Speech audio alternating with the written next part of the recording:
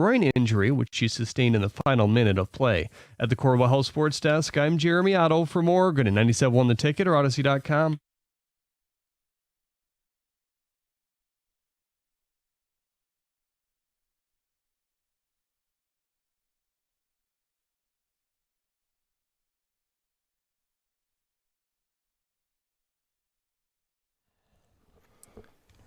Well, this isn't our usual setup. No, this is amazing. Loving being down here at the Corner Ballpark. I have not been in the Corner Ballpark since they've built it. And Heather, I know that you were down here before they put the stands, before they put the buildings up. I've been down here with some coworkers from the Tigers. We actually got to play a game out on the field. But, yeah, this was way before any of this was built. This is awesome. Yeah, Michigan and Trumbull, the site of the old Tiger Stadium. It's not a bad way to start your morning. Sun's going to set right in front of us. Candy sky right now. Yeah. I'd like to envision myself sitting where Ernie Harwell sat. Oh. I kind of do that, like, when we go to the Rose Bowl, some of these classic venues, and we'll get a chance to talk about some of the classic venues in the Big Ten later in the program, but it's really cool to be able to sit here and envision all the great moments that happened on this real estate. And we are going to get ready for the second half of the Tigers season coming up at 6:35 this morning. A Fact or Fiction gets set for everything second half and postseason with our baseball team. We have Dear John because it's moved up a day. Yep. Yeah, because I'm going to be off for the next couple of days. Yes. I have to go south of the border. Not my favorite thing to do, but it is for baseball and softball, so I accept that fact. So we're doing it our way today and moving things around. We're going to enjoy the day, enjoy the ballpark. Yeah, the sun is going to rise right in front of us, and we are out here because there is the middle school combine we've been telling people about. So 5th through 8th graders going to get after it. Yep. Does it take you back to your days at the combine, John? Well, you know what? Now that Jack is in high school, they're doing a bunch of this. And it is a lot of fun to be able to – and this is much more pronounced now than it was back when I was in high school. We didn't do any of the combine drills. Now all of the high schools actually teach and coach the 3-cone drill, the short shuttle, the 40. They do all of that stuff. So I've been going through a lot of the techniques with Jack. It'll be fun to watch these kids go through it today. And it does. There's a little bit of a throwback for it as well. And I mentioned I haven't been here to the Corner Ballpark, but in the next month or 6 weeks, I'm going to be down here for about 3 or 4 different events. If anybody wants to come down here August 3rd, Battle of the Badges. Oh. Cool. It's going to be the Detroit Fire Department versus the Detroit Police Department in a softball game. Darren McCarty and myself are going to be down here for it. Do you have any odds on it? I'm thinking firefighters. My team. Yeah, firefighters. Okay, there you go. Yep, my team. And so I'm excited about that. And it's at noon, canned food drive, so bring some cans down here, support the community. But I can't wait. I can't to be not only to be here and think of myself as Ernie Harwell, but to be out there and think of myself as Kurt Gibson. Bring me in the bottom of the 7th inning. Let's go. Okay, let's talk about the Tigers last night at the All-Star game and then the game itself. The Tigers, 0 for 8 at the plate. Pitchers gave up half the runs. There, we talked about the Tigers at the All-Star game. I mean, John, man, I think everybody's excited to watch last night because our guys are going to be decorated throughout the lineups. Yeah, and it was not the performance that we were hoping for. It's nice to have those representatives, and nothing matters from the All-Star game, but you were hoping for a little bit more representation. The odds would suggest that one of our guys would have had a night, right? I mean, somebody would have had a hit. Right. Or a pitcher might have not given up runs, but they did, and so we move on. Yeah, Riley, I think 0 for 3. McKinstry 0 for 1. Javi 0 for 2. Glaber 0 for 2. Yeah, and then it was the home run given up by Casey Mize. It was the first inning by, Tarek Skubal. So but I wanted to bring up Skubal's first inning because it's an All-Star game. It doesn't have to take it seriously. You can mic up the battery. I don't know if they've done that before, both pitcher and catcher. That was awesome. And for Skubal, you feel for him because he gets BAPIP'd, a couple soft contact. First two guys end up on. Well, yeah, and you just realize, like, anytime Shohei's at the plate, Like that hit, was a that good wasn't pitch. even a strike. I yeah. know. And he just is, one hands it into the outfield. But that's what makes the All-Star game so much fun to watch. Yes, we're watching our guys, but you're watching the best of baseball. And you've got the best pitcher in baseball going against maybe the best hitter in baseball. And we could argue, obviously, Aaron Judge, Whatever. Shohei Ohtani, I don't care. Short list. But, yeah, when you watch those guys get to the plate and how good they are, and just their mental approach of when they have 2 strikes and they're protecting themselves and they're, just trying to put the ball in play, or they go opposite field down the line as when Shohei comes around on that hit and Ronald Acuna Jr., and you realize how fast he is going from first to home on that one. So, But think about it. In a matter of minutes, we get Skeens Judge, yeah. and then you get Scooble Scooble. Ohtani. That's what the All-Star Game's about, and I love the mic'd-up moments, not just the battery with Scooble and Raleigh. Yeah. And I think Scooble started to dig in after he gave up the first 2 hits. He got much quieter. But it's Kershaw in the second inning, and Right. he's asking Smoltz, what pitch do you want me to throw? He's like, I don't throw that pitch. And then he throws one in the dirt because he's all discombobulated. It's Pete Crow Armstrong in center field. It's the moment with Jack Wilson and his dad. Yeah. And they talked about going to the games in Atlanta, and now he's playing in the All-Star game in Atlanta, and his dad's on the other end of the mic while he's playing the field. That was really cool. And, we see it during the Sunday night broadcast where they mic up a player, and it was Carlos Correa. I know when the Tigers played, that was a lot of fun. But to know that there's a game that's an exhibition game, the results don't matter, and our guy is mic'd up first along with the catcher, and you're hearing the back and forth. He's like, do you want to change up here? You want to go back to it? Yeah. That's just fun. And then you hear the challenge. John, I'm so happy. That's what does matter coming out of last night. You talk about, hey, who cares if you win or lose? It's an all-star game. Right. 2 things came out of last night. One of them I want to see implemented ASAP Friday night at the ballpark. Give me the ABS system. That was so timely, John. I stopwatched Oh, it. 15 I know. seconds, and we got the call You're right. such a dork. There You had was- the stopwatch I out? did. Of course You're I did. such a dork. We're not going backwards. I knew We're it. going forwards, I knew John. it. You know what? I have said I didn't want it in the All-Star game simply because it was stupid reason, right? But we all have our stupid reasons. And I just didn't want it because it wasn't part of the season. I don't want it in the postseason this year because it's not part of the regular season. Once they implement it, and I hope there's some adjustments that are made. There has to be. Because as I understand it now, and I've been wrong once before. It may happen again. I'm not sure, but you may correct me if I'm wrong this time. The strike zone is the standard strike zone, Right. And so it doesn't adjust for a player like Aaron Judge Or Jose Altuve. Right. 2 different strike zones. Right. And so as soon as they get that right, where they can adjust it for the different strike zones, obviously, the width of the plate is the width of the plate, but the height of it, I think that needs to be ironed out before they implement it. And once they do, I'm all for it. I think it's a great add to the game. The one that I want implemented right now is extra innings. I want the home run swing off. You want that in real baseball. I want that in real baseball. That was amazing. Now, I know all baseball purists are going to be, they probably turned the channel right now. They can't stand it. And I know it was an exhibition game. It was fun. That, to me, was awesome. I thought it was – I had turned it off after Scooble gave up a couple runs just because I was upset.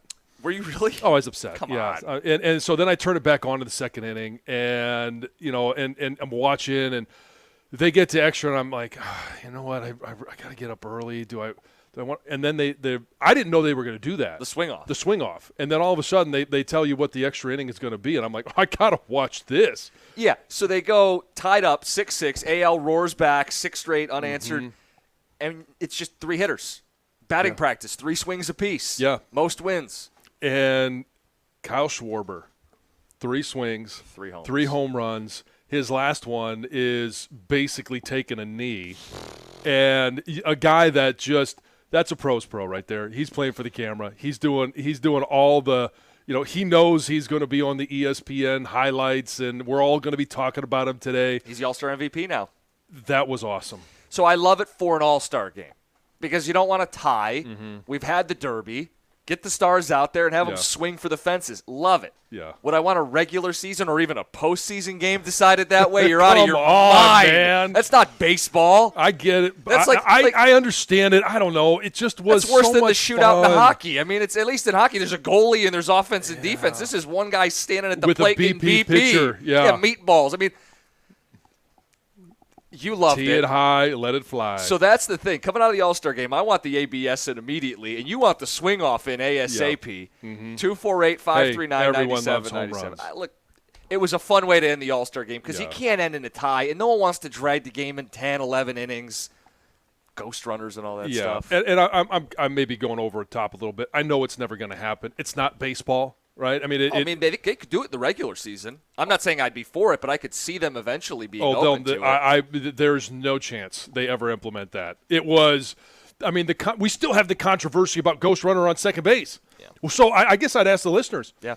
Which way would you rather have it? If you're not going to play regular baseball, but you're going to start with a runner on second base or the home run swing off, which extra inning situation would you prefer? Give me the Ghost Runner. 248-539-9797. We actually have a few ticket texts. People upset with the Tiger performance. We can spend a little more time on that, too. We're going to have Fact or Fiction for the second half at 6:35. It's 97.1. Oh, hey, I'm up, and I want to tell you about First Merchants Bank. They've been my bank for such a long time, and as soon as I get my read up here, I'll tell you exactly why. At First Merchants Bank, they believe that the real value comes from building strong communities and strong relationships. And I just mentioned it. They've been my bank for a long time. There's a new branch opening in the Fitzgerald neighborhood of Detroit.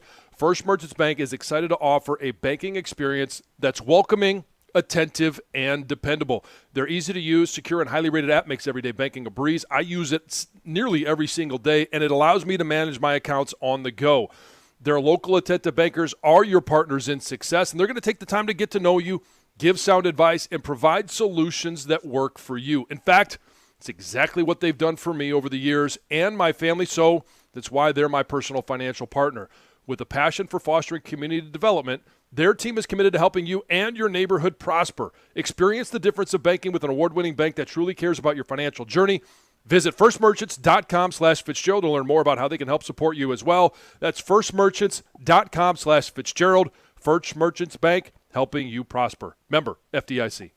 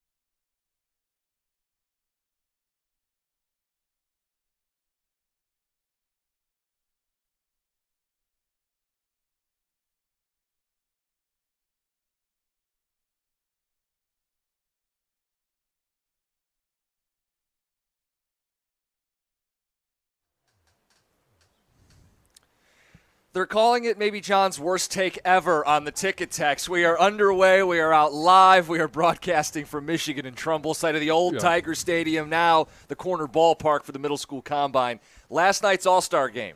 First of all, we have some Tiger fans panicking because the team didn't look very good out there. But you said you love the swing off. I did. And if it was up to you, you'd put that in regular season baseball games. Yep. I mean, if we're going to start with a ghost runner on second base, I'd rather have something a little more exciting and, a little bit more final. It was exciting. It's also cartoonish, and you shouldn't yeah, decide there's real no question. baseball games that way. Right, and no, they're never going to implement it, right? It's just not going to happen. It's just so what you want. I can have this take, and it could be fun and enjoyable, knowing that it's never going to happen. There's no stakes. It's not like they're going to put it up to the test and put you on the spot. Right, You can just be the fun guy. Yeah, nobody around baseball is going to blame me.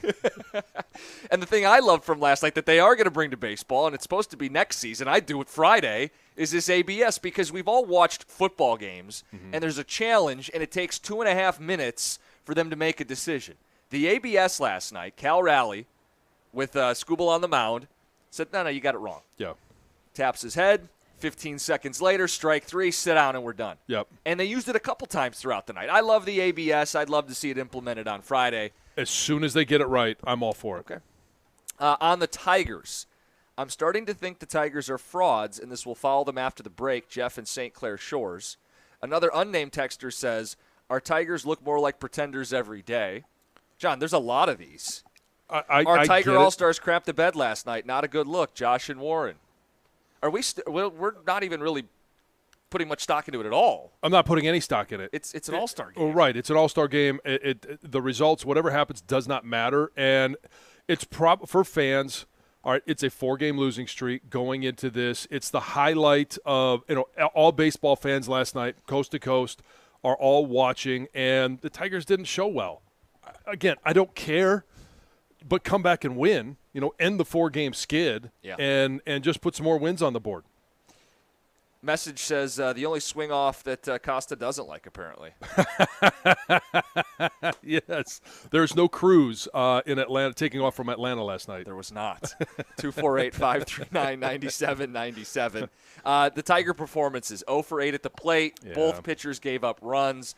Scooble, I felt kind of bad for him because they throw this mic'd-up battery thing, which is supposed to be fun and loose. Right, and which it was. 2 batters in, I could feel him kind of bearing down going, I haven't gotten out yet, and these guys are getting soft contact, and eventually he worked his way out of it, but yeah, and I mean, what have we seen? But that's not a real setting of how you're going to be at a baseball game. No, and I mean, what do we know about Scooble? He's had some bad first innings. Yeah. But then when you get a chance to pitch the rest of them, you don't get to settle in here. Yeah, I mean, there's no settling in, and it's just it is what it is, right? He gave up a couple of runs, wasn't his best first inning ever, and Mize gave up the home run. 0 for 8 at the plate. Again, I don't care. It's okay. We may have to add something to Fact or Fiction. The Tigers will win another baseball game. The way these texts are coming I know. in today. Everybody thinks they're done.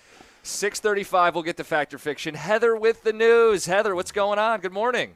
Good morning, guys.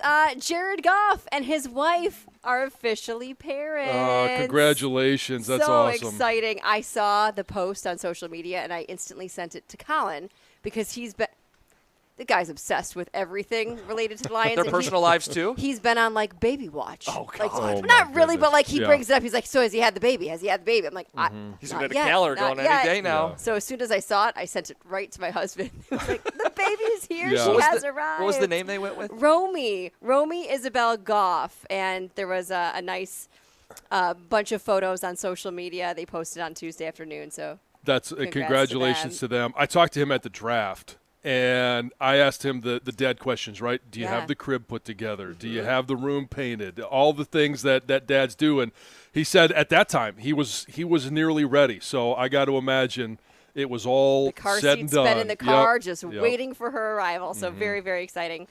This year's Emmy nominations are out, and Apple TV's Severance leads the pack with 27 nominations. Not surprising for those who watched it. I can understand why. You didn't, did you? Or did you get? No, I watched it. You got caught up. I got caught up. It took me a little bit longer to finish the entire how many? It was just 2 seasons. Only 2 seasons. Yeah. It took me a little bit longer. Every time I would start it, I ended up falling asleep. What a ringing endorsement, Yeah, I know. John. Yeah, it's I was so gonna say, exciting. because you I recommended fell to asleep, John. yeah. I guess not. But I started late in the evening, and it's like kind of a not dark, but like there's is. not a lot of colorful action. So it was Right. it would just. Yeah, So the it head of took me a while, PR, Doug Karsh, I think is very happy with the results. Yes, of last I think night. so as well. The Penguin is next with 24 nominations, followed by the Studio and the White Lotus. They're tied for third place with 23 honors. Squid Game completely ignored. So after winning 6 awards for its first season, including Best Drama Actor, they got 0 nominations for the second season. At 83 years old, Harrison Ford earned his first Emmy nod for his Shrinking? role in Shrinking, which I also enjoyed a lot. I thought that was a great show. Obviously, you can go online and check out the full list. There's a lot of Good good TV. ones in here. Yeah, I was circling them. I'm like, well, which ones did I like the most? And this time, I feel like I've seen a lot of these, at least like the comedy series The Bear, which I don't necessarily think is a comedy, but that was great. Nobody Wants This I really liked with Kristen Bell. You I didn't saw see it got nominated with Netflix show, I think. I Yeah, did see it. it I was have great not heard of too. any of these. I've Oh my heard of gosh, Severance, Shrinking, Only Murders in the Building, the Studio, so many good ones. So will be fun to see this year. Hey, if you're in the market for a used car, get ready to spend some really, really big money. You're not going to find these cheap used cars. Before the pandemic, more than half the used cars for sale in the nation were 3-year-old vehicles priced for $20,000 or less.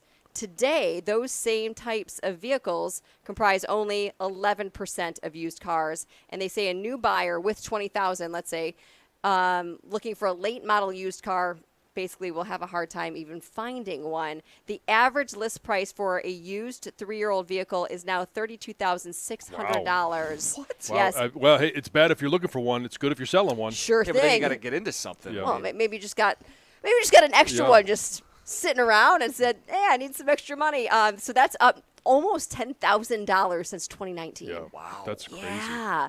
So obviously some tips if you are in the market for a used car would be obviously to expand your search radius and also what you're looking for. You know, don't be so picky on Yeah, it's got to be makes, this, models, yeah, this, color. this. Yeah, for sure. Take what Yeah. you can get. Yeah, exactly. Somebody is a millionaire, could be walking around and not even know that they're a millionaire. Really? Or maybe they do know and haven't come forward yet, but the Michigan Lottery says a player won $1 million in Monday's Powerball drawing. It's not me. I Not me checked my either. ticket last night. And it was bought online, so whoever won most likely got an email that said, "Hey, Yeah. log in to see your prize." So they No, it's a scam. I'm not going to do it. Right. Oh, my son said don't click on any links from anyone I don't know. No. So somebody won. The winning numbers were 8, 12, 45, 46, and 63, Powerball 24. So congrats to whoever you are. Yeah. Be you. Walking around. Oh, a Grand Rapids woman is suing Monster Beverage Corporation because she says she drank a Monster energy drink and then discovered a dead mouse inside the can. Huh. Nasty, right? So she says she bought this energy drink from a store in Grand Rapids. This was in April of 2024. Drank the drink, set it down, but then Wasn't realized any hairs in it? no, she didn't notice that, but she noticed, man, this Little tail this- sticking heavy. out. Oh, gross. No, she noticed the weight and was like, what is this? So she investigated, and that's when she said she found this dead mouse lying at the bottom of the can. And she says this discovery caused severe emotional distress, trauma, and physical illness, led to medical expenses for treatment and counseling. And now she is suing. Yeah. I mean, that would be vomit worthy. It sure would. And apparently this has happened before. More than a decade ago, a man in Washington claimed he found a mouse at the bottom of his Monster energy drink and also sued as well. So maybe. Maybe she just needs to change her perspective. If it only happens once a decade, she's lucky, and she needs to go buy herself a lottery ticket. Maybe. Got another 9 years without worrying about this. It's Heather with the news. Coming up next, Fact or Fiction, second half for the Tigers. It's 97-1. Hey, you guys, if you're like me, you like knowing what to expect, especially when it comes to your phone bill. Well, Verizon's got some big news for your peace of mind. For the first time ever, they're locking in low prices for 3 years. That's right, 3 years guaranteed with my plan. So if you're thinking about making the switch to Verizon, this is for you. You can get a single line for just $45 a month when you switch and bring your phone. That's Verizon's best price ever on unlimited welcome with autopay plus taxes and fees. And again, that price is locked in for 3 whole years. Because at Verizon, they've got your back now and in the future. So go ahead, take one thing off your worry list. Visit your local Verizon store in Detroit and ask about their 3-year price guarantee today. $20 monthly promo credits applied over 36 months with a new line on unlimited welcome. In times of congestion, unlimited 5G and 4G LTE may be temporarily slower than other traffic. Domestic data roaming at 2G speeds. Price guarantee applies to then current base monthly rate. Additional terms and conditions apply.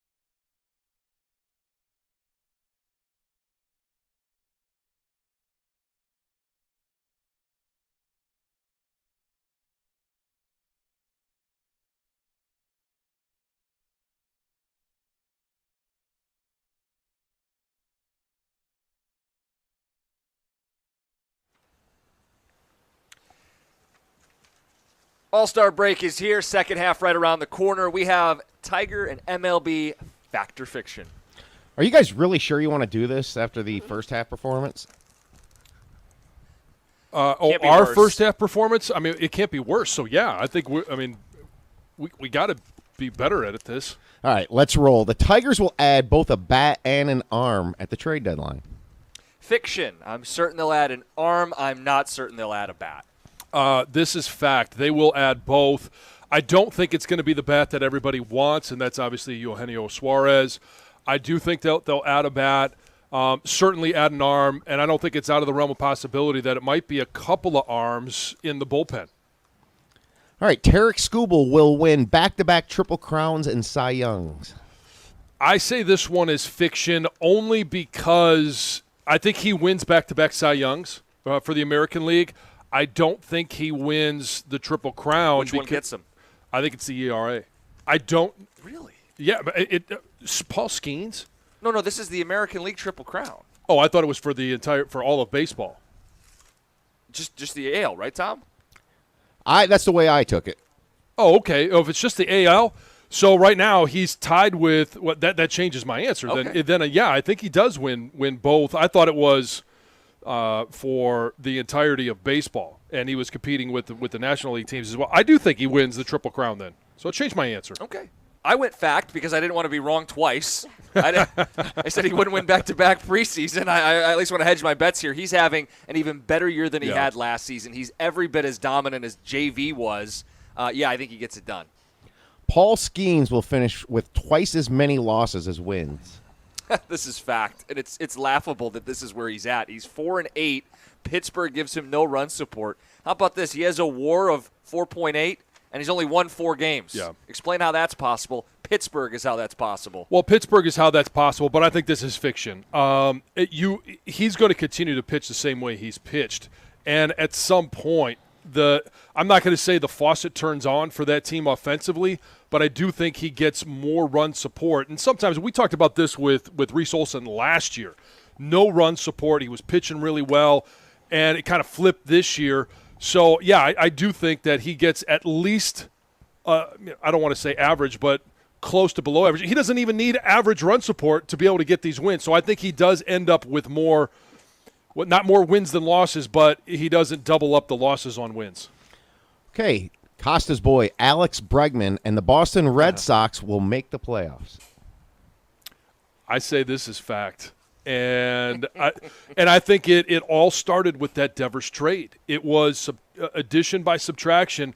For whatever reason, when they brought Bregman in, and it created this whole drama between Rafael Devers, and the Boston Red Sox, I just think that there was something wrong in that locker room. Now that they've removed that issue, they're playing really good baseball. And now that Bregman is back, they add a bat to that lineup. I mean, they've won, 10 in a row.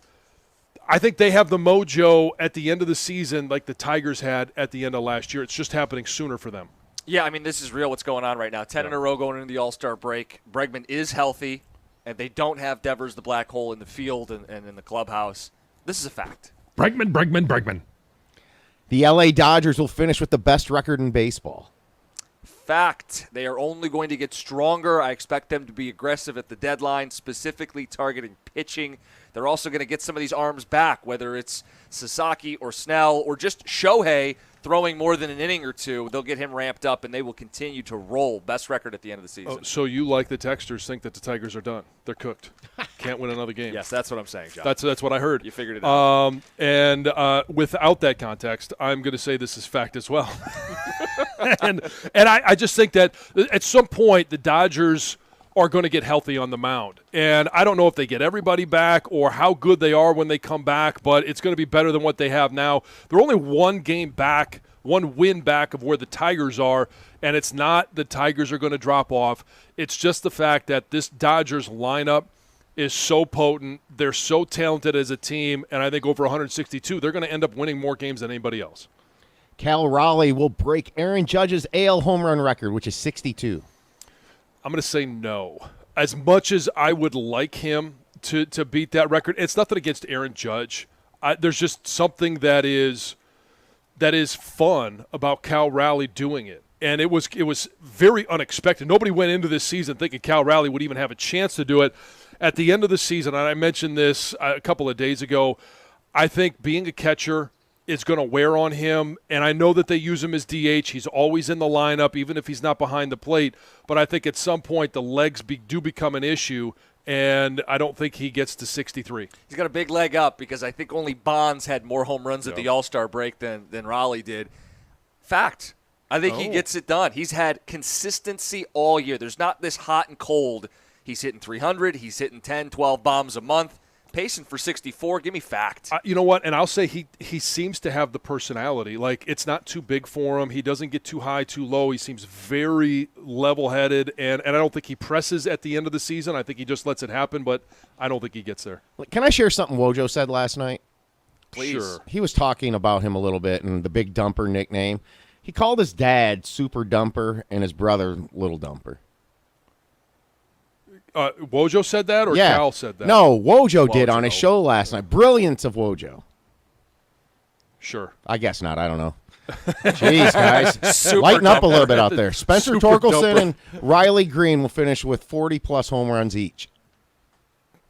Is this me first or you first? Yeah, I think it's you first. Okay, I'm going to say fiction on this one. I don't think either gets to 40 home runs. Green's just barely on track. They are streaky, the two of them. And it's rare that a Tiger gets to 40 home runs. The last time one did, Miggy in 2013. To get both, that's fiction. I think it's interesting because we all want them to. How cool would that be? But I think this is fiction. I don't know that, like you, either one gets there. And I think that Riley Green ends up hitting more than 35, but I don't know that Spencer Torkelson gets to that, even to that mark. So I'm going to say this is fiction. The Detroit Tigers will win the division by 10-plus games. Up 11.5 now, John. Up in 11.5 now. I'm going to say this is fiction. And only because when they get to the end of the season and they start saving arms, they start managing innings, I don't think that they end up winning the division. They win it comfortably. I don't think they ever get to 7 games or 8 games, but I think it's going to be right there at 8 or 9. I just don't know that they win it by that much. They'll be a above 500 club from here on out. But the other teams in the division, not Kansas City because they can't seem to score runs either. Well, neither can Cleveland. Cleveland, they still have the bats though. I know, but they're like that's one of the worst why offenses in it blows my mind. Yeah, I don't know, but I'm going to say no. I'm going to say fact. Of course you are. Of course it's I am, already sealed. Because I believe this baseball team, Yeah. John. Okay. Let's up the ante. Are they going to win it by 15 games? No. Fiction. So since Costa buried the Guardians, they're 6-1. Does that change anything, Jamie, Jamie? Tom. Yeah. Parker No, Meadows not sweating. Parker Meadows will not be on the postseason roster. I'm going to say this is fact. And there's a couple of things that might happen. One, he gets sent down, can't find his mojo. But I also think, because we talked about the first question, adding a bat, adding an arm. I think he could be a part of any type of trade to upgrade the individual that you're going to get. And I know that he struggled. He had moments of struggle last year, came back and performed well, and was really good in the postseason as well. But I think he is one guy that they could market, that another team would say, yeah, you know what, we can do more with him and use him as a center fielder, as a guy that we can get his bat going. I think he's got an upside for the rest of his career, but for the Tigers right now, he's not adding anything, and what his value might just be in a trade. I'd be intrigued by him as a trade chip. I really would. I know people saw what he could do last year. I wouldn't be against trading him, but I don't believe he will be traded. And I don't believe he will be injured. Hard to predict an injury. And I think they value all the things he does beyond his batting average. I think he'll be on the postseason roster. All right, and finally, the big one. The Tigers will win the World Series. Fiction. Why? Too much swing and miss at the plate, not enough swing and miss out of the pen. I think the Dodgers are the clear-cut best team in baseball. I do not feel like the Tigers are winning the World Series. You know how much I'd love to be the homer and throw you under the bus right now, but it's there for you, the opportunity. No, it's on a tee. I think it's fiction. And the reason I say that is as the roster sits now is kind of what we have to go on. I do think they're adding an arm. I do think that they're adding a bat. But when you look at the Dodgers, I don't know how they compete with them. And even getting through the American League, pennant, I'm not sure by that time that they're going to be able to get past a lineup like the Yankees. I also think a team like the Phillies, if they make the World Right. Series, could give this team fits, power arms, power bats, Dombrowski's club. I mean, there's a bunch of teams out there that I would put in that World Series tier. Yeah. All right. That's your Fact or Fiction MLB edition, second half right around the corner. It's 97.1. Hey, when it comes to an IRS collection or audit, you need a law firm that specializes in the resolution of all types of tax problems. And when dealing with the world's largest civil law enforcement agency, your case could take a lot of twists and turns. Your first call, your only call, should be to Abraham and Rose. They're prepared to advocate on your behalf, no matter if it's civil or criminal or even the Michigan Department of Treasury. So whether it's personal income tax or business payroll taxes that got you jammed up, you're going to need a real team of local lawyers, not a tax organization with a random individual you're never going to meet. Visit abrahamandrose.com today or call 539-5040 so you never personally have to deal with the IRS.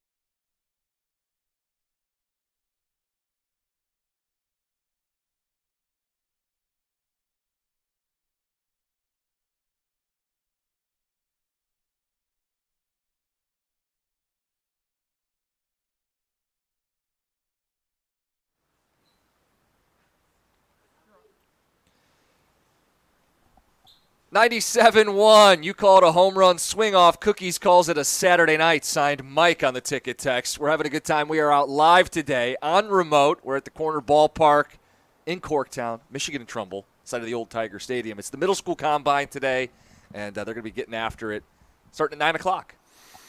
Yeah, it's going to be fun to watch the kids. Well, for one, watch them show up. They get a chance to be out here, the same real estate as the old Tiger Stadium. And it's, obviously baseball was played here. Football was played here. Yes. And so they've got the field marked off for it as well. We're going to watch some 40s. We'll watch some three cones, some short shuttle, all of those different things. And it's going to be a lot of fun. I'm going to be back here August the 3rd. You're doing that. It's for PAL as well, and it's the Battle of the Badges. August 3rd at noon, canned food drive, so bring your canned food. But it's a softball game between the Detroit Fire Department and the Detroit Police Department. We all know there's a little rivalry there. This is year 10. And who are you playing for? I believe I'm playing for the fire department. Now, do your police officer friends know about this? I know everybody wants to paint me as a certain way. You have friends in law enforcement. That's why I asked you. I do, yes. And now they're going to feel betrayed now. Yeah, that's right. Yes. No, I choose sides, and that's whoever calls first. Okay, then. A couple more ticket texts. Then we do have a Lions conversation. Texter says, so are they going to finish the games with upside-down pineapples inside the clubhouse when they have swing-offs? Would you guys just get the hell out of here and move to L.A. with all your Dodger love, signed Ike in Detroit? Oh, I'm sorry. They have a great lineup. I mean, Freddie Freeman, Shohei, go down the list, and it's the best money can literally buy. How about those Tigers? 0 for 8 at the All-Star game and giving up 3 runs in an inning and a third. Ticket texter pointing that out. Yeah, look. Not a great showing. It's a sour moment for so many guys we're all excited to watch in the All-Star game. It means literally nothing. I know.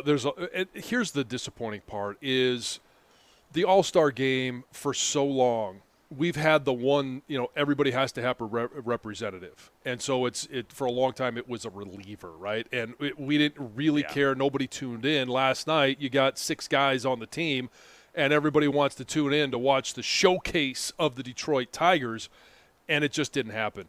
It was an exhibition. It's going to be fine. Ticket Texter wanted to fight about the definition of Triple Crown because we were debating it in the last deal here. Is it the league? He goes, it's the whole sport. It's not the whole sport. Otherwise, Cabrera wouldn't have won the Triple Crown in 2012. Okay. Hey, I fight with this one ticket texter. I told you I was going to be wrong again, and it happened today. A matter of a half minutes. hour. Yeah. Okay. You saw something yesterday, and I think Lions fans, we need to have a conversation. So my take originally on this was different, but then once we dug into it as a group, we figured this out. There was a post, and the information comes via SeatGeek, and it's every NFL team's single game average ticket price. And so at the very bottom of the list is the New Orleans Saints at $43 to get in the door. Well, it's a great value for an NFL game. I don't even know who your quarterback is. So right, you have no quarterback. Tyler Shuck. There you go. $48 for the Jacksonville Jaguars. $58 for the Arizona Cardinals. So that's where the bottom of it starts. Mm-hmm. The top 5, it's the Chicago Bears at $176 the Ben to get Johnson in. Effect. Yeah. No, this is the average ticket price, I believe, from last year. Oh. And so we don't know what the average ticket price is going to be this year. A bunch of suckers paying for that product last year. Yeah, a lot of suckers. 204 for San Francisco, not a surprise there, even though they had a bad season. 224 for the Philadelphia Eagles. Okay. Now here's where it gets a little weird. The Vegas Raiders. Now maybe it's just because people going out to Vegas, whatever, what the hell. $243. But the highest average ticket price via SeatGeek was our very own Detroit Lions at $254 per ticket. And I'm sure someone's listening going, I could get them that cheap? You know what I'm saying? People were like, I paid 2, 3, 4 times that to go watch the Lions this season. Yeah, and digging in, it's the aftermarket value. So this is actually the price set by fans. That we set. Yeah. Not the team. No, the team you got your list price, and then everybody buys them up. They gobble them up. We've talked about season ticket prices. The base price has gone up. ticket prices have all gone up. When you put them back on the market to sell them, the average ticket price is $254, the highest in the league. We're doing this to ourselves. Yeah, I mean but okay. So some of it is, not all of it is the excitement of having a good team. Yeah, we're it's drunk the on newness success. Of it. Yeah, yeah. it's absolutely the newness of it. I'm curious what it will be this year because the away games are the better matchups. Yeah. And the home games are not quite the draw, other than just, hey, we want to go see the Lions win. And I'm curious. We've heard this before in regards to the old guard. I've had season tickets for 50 years, and I can't believe they've gone up in the last 2 years. We've had that conversation. We've also had the conversation of the new Lions fan who wasn't there in the 0-16 season. They were at home. They were the ones that were probably claiming they were Lions free. They've never been to the Silver Dome. And now all of a sudden everybody's jumping in. It's the new Lions fan at Ford Field, and that everybody's worried that they're not going to be as ruckus because it's not the classic Detroit Lions fan. Old guard. How much does this make you mad that the new Lions fans, and it's not all new Lions fans, right? But there is a large number of them that are just willing to pay whatever the price is, that is pricing so many people out. Are you being priced out because it's the average ticket price is $254? Now, the highest in the league. Meaning average is, you can get some lower. Some lower, but some higher. Plenty higher. But this is the average cost. So if you're going to take a family of 4 to the game, just to get in the door, the average ticket price is going to be right at $1,000. Are you priced out? Yeah, we want to know, are you priced out? I also wonder, is there a limit? Will we hit a wall where people say, I can't. I can't, and the cost has to start coming down. They didn't win the Super Bowl. They are not the number one team, but we are paying through the nose to watch them every week. And I think the newness, the winning, drunk on success, does it slow at all, or is it full speed ahead? This season, prices are only going to go up. Yeah. I mean, what does it end up being this year? Is it $275? How much does it go up this year in the interest of this Lions team? Or is there a pullback? Because, and we've heard this on calls when we're just talking about the Lions. We're talking about different things, aspects of the team, new coordinators, no edge opposite Hutch, a new interior offensive line. Is there not as much buzz about the Lions this year? So, every game's going to be sold out. Yeah. But price-wise, will people pay what they were paying, or does the market come back down to earth a little bit? I still think they're going to be one of the hottest tickets in the sport. They're going to be one of the best teams in the sport, and this city's been craving a team like this forever. Let us know, 248-539-9797. We'll roll into the 7 o'clock hour talking Lions football. There's also a Lion being called overrated, and, John, you are uniquely qualified to answer this criticism. We'll get to that as well. It's 97.1.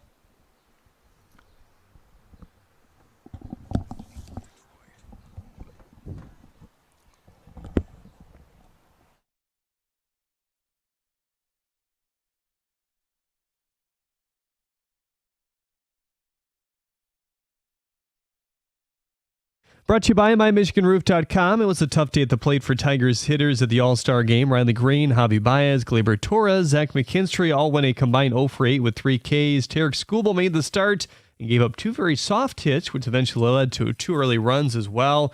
He dusted off one of the toughest hitters with 2 strikes. Will Smith, though, with a 100-mile-an-hour fastball to end the inning. The game ended in the first ever swing-off, very similar to a home run derby.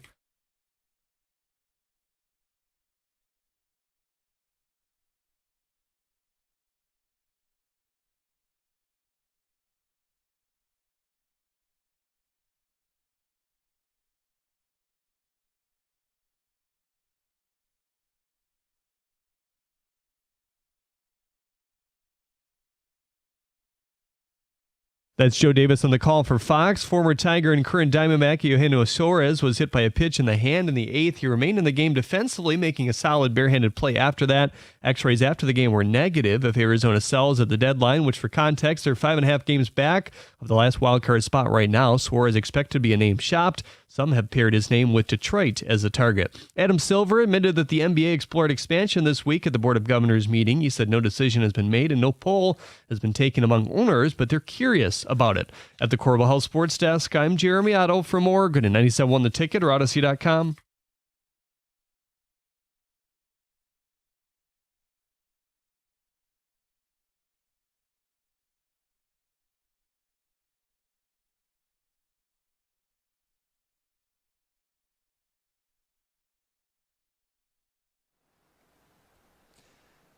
Good morning, 97.1. Dear John at 7:35 today, bumping it up on a Wednesday because it's a Friday for you, John. It is. I'm going to be off the next couple of days. We've got baseball and softball down in the Canton, Ohio area. Oh, you going to stop by Hall of Fame? Yeah, we're gonna try and take some of the teams over there and peruse the Hall of Fame, and so I'm looking forward to that. Obviously, being down in that state is nothing to be excited about, but hopefully there's some wins down there. So we'll get some wisdom from you at 7:35 later this hour. You found this report that the Lions had the most expensive ticket last year. It's not a surprise talking to Lions fans.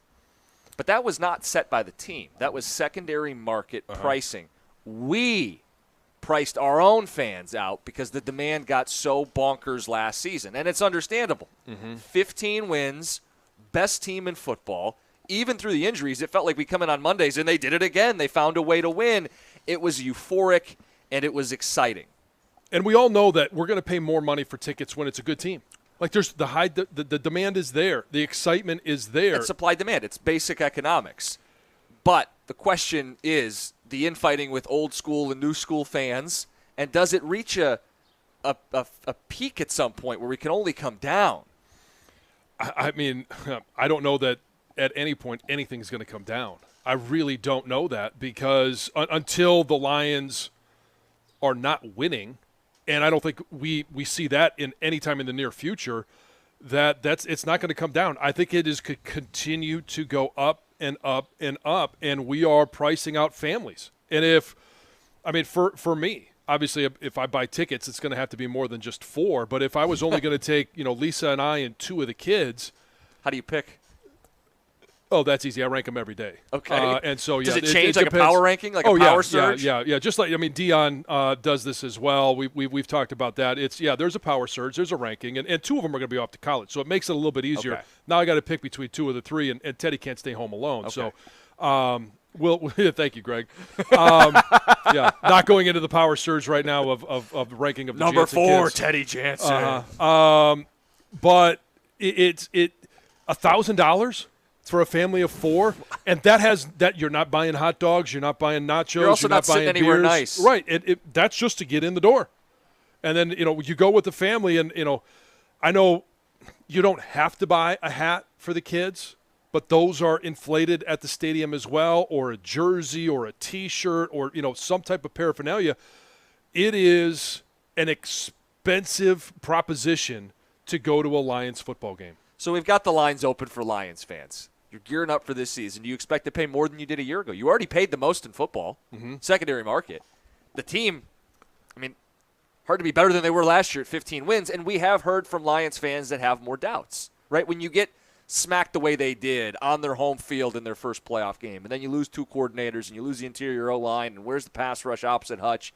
Does any of that slow down this freight train, this runaway train, from ticket pricing? 248-539-9797. Well, it'll be interesting, especially as the season starts, because a lot of people are going to be interested, and I do think that, Zadarius Smith is back, which makes the defense better, and you have somebody opposite Aiden Hutchinson that you believe can get to the quarterback, and he's going to be even better. We saw what he was opposite Myles Garrett. I would be interested to see what he is opposite Aiden Hutchinson. Just Aiden Hutchinson being on the field, I think, is a draw for a lot of people. But what if they don't start as hot? Because we've all looked at the schedule, and the first half of the schedule specifically is the tougher stretch. I'm not predicting they lose to Green Bay week 1, but it is a toss-up game. Sure. The spread's under a field goal.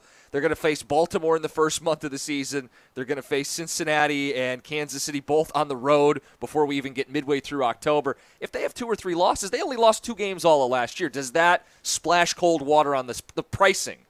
Or because it's just such a big event regardless, people are going to go? I think it's such a big event regardless. And, okay, I know that we were spoiled last year with a 15-2 regular season record. And everybody that we talk to now, and you and I are kind of on the same page, it's not about what you do in the regular season. I think we all believe that they're going to be a postseason team. That's Yes. the floor, is that Yes. they're a postseason team, however they get there. But I do think that the Lions fans are educated enough to know 15-2 is not the norm. All right, I mean that's not It's breaking never news. happened. It's never happened for the Detroit Lions, and I do expect it to happen again. I just don't think it's going to be this year. And if you start the season off with 2 or 3 losses, you look at the schedule. Lions fans know it's a tough road, but I don't think it's going to deter them from going to games. I don't think it's going to deter them from wanting to see some of those division opponents, to seeing the Detroit Lions, to watching Dan Campbell on the sidelines, and just being a part of it, because there still is this belief that this year could be a Super Bowl run. Yeah. And that It's they are one of the years in the window. Yeah, they are a contender. And maybe they don't have the same juice going into this season as they did last year, but we knew yesterday at 10 o'clock that was going to be a contentious time in Lions fans' lives because they wanted free tickets to go to practice. Those are all going to be sold out. Yeah. I don't think it's not going to damper anything in regards to fans wanting to go to Lions football games. Yeah, again, those were free, so it's hard to use it as a judgment. But I had a guy message me screenshots. He was 7,000th in line yesterday. Oh, we were. So was my husband. So was Colin. He messaged me right before the show ended. He's like, I'm here, I'm in line. But he had like 4,000 at least in front of him. And Did he end up getting any? He stuck around because he's like, maybe. But he's like, oh, they're dropping. No, he didn't get any. No, this guy didn't either. No, he stuck around to see. But then all of a sudden he's like, oh, my gosh, well, now it's down to 500. It's down to Yeah. no, and he it's didn't gone. get any. Yeah. Some ticket texts that are coming in. Hopefully he knows someone. I hope so. We'll see. We'll see. Ticket texters coming in with their thoughts says, can we stop with the new and old Lions fans thing? Just because you didn't go to a game or weren't fully invested when the team was losing doesn't make you less of a fan. Oh, no. Matt Nakar. That's saying. not what I'm saying. But having a larger fan base, or I don't want to say larger fan base, having more individuals that want to go to Lions games is what's driving this price. Yeah, the more the merrier. I love that the Yeah. team is more popular, that people who weren't as invested before are invested now. And Right. that comes with the territory. It's a good thing. It's the hallmark of a good football team. But we've all heard the stories of, I was a longtime season ticket holder. The prices have gone up. I've decided not to invest in season tickets. I'm going to go to 1 or 2 games. Even those 1 or 2 games, just simply going to those might be the same cost that you were paying previously for season tickets. Well, ticket texter saying football, it's hard to justify this cost. It says last year we were passing through thinking, we'll play the Titans. We should kick their butt. Maybe this week we could afford to go. And those were $300 a seat. Families can't justify the price. Vinny in Macomb. Had cousins fly in from Tennessee for the Titans game. I haven't seen it in years. I paid $3,000 for 10 tickets in the corner end zone. You must love your family. Wow. Yeah, seriously. But, yeah, people were quoting, like, if you have 4 tickets, you're paying 4 digits. There's really no way around it. Yeah. No. It says, I could see buying 1 ticket and going with friends. I can't fathom 4 seats for my family at these costs. It stinks because my kids won't be able to go for a while. And that's the big thing is we, especially, this is just speaking for myself, if I'm going to go to a game, I want to take my kids. I want to share that experience with them, and the thought of spending more than $250 on a ticket to where obviously I'm not going to do it for Teddy because he's not going to remember the moment. And now if it's Jack and Ellie, yeah, they'll remember it, but at some point, I don't know, maybe they get all the way to the fourth quarter and they're like, hey, can we go? And then I'm sitting there forcing them to sit there. I don't want to go through that for that expense. Texter says I'm priced out. It's a TV sport only at this point. Another texter says our family is priced out of Lions games, and we're huge fans. Kids are 10, 9, 6 years old. Says, unfortunately, we can't go in person with the cost. Yeah, and the first home game against Chicago. Yeah, it's gonna be electric. That's gonna be absolutely electric. And if you're looking at a game to go, like the Titans game last year, if you're looking at it going, okay, well, maybe Cleveland. Well, Cleveland, even though they're bad, Yeah. they're a team that'll travel. And what is it that – which game is it that you think that you're going to be able to get into? Because then it's Tampa. Well, that's a great matchup. Yep. We know what happened last Playoff year. teams. Yeah, Minnesota, division opponent. Maybe it's the Giants. Dallas is going to be a good draw. I mean, there's no breaks. There's no yeah. breaks for fans. Yeah. There's none. Texter says, you guys aren't having your kids skip meals to go to games? Fake fans. Are you a real fan? Yes. We're doing breakfast dinner only in this household so we can go see the Cowboy game. Yeah, and when we're at the game, hey, there's no waters. Find a drinking fountain. Oh, God. 248-539-9797. This is the reality, guys. Team's great. We can blame the team for raising prices, but this is secondary market, the most expensive ticket in the NFL, and it has no signs of slowing down. Coming up next, someone calling a Lions player overrated. This is a player we think is the best in the league, arguably, being called overrated. John, you have the unique qualifications to bite back. We'll do that next, 97.1. If you're injured in an auto accident, you need to listen up. You need a law firm that cares about you. KG Law is that law firm. Lawrence KG and his team, they're not your stuffy, slimy lawyer types. They're down-to-earth, approachable people, and it shows in the work they do for you. They care. 98% success rate. They win. The phone number is 877-KG-CARES. You can check them out online at kgcares.com, spelled K-A-J-Y. If you or a loved one has been injured in a car accident, call KG Law now. Check them out, kgcares.com.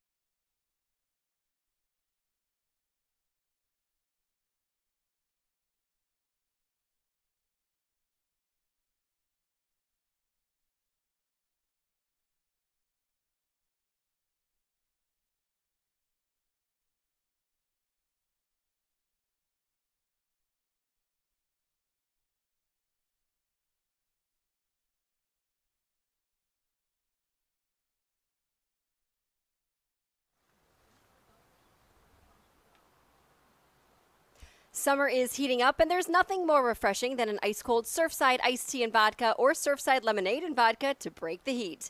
Made with real brewed tea and real vodka, Surfside is only 100 calories, 2 grams of sugar, and 0 bubbles. That's right, no carbonation, so it's super easy to sip and enjoy no matter what your plans are this weekend. Look for the can with the sunset stripes. Sold at bars, restaurants, and stores near you. Must be 21. Please drink responsibly.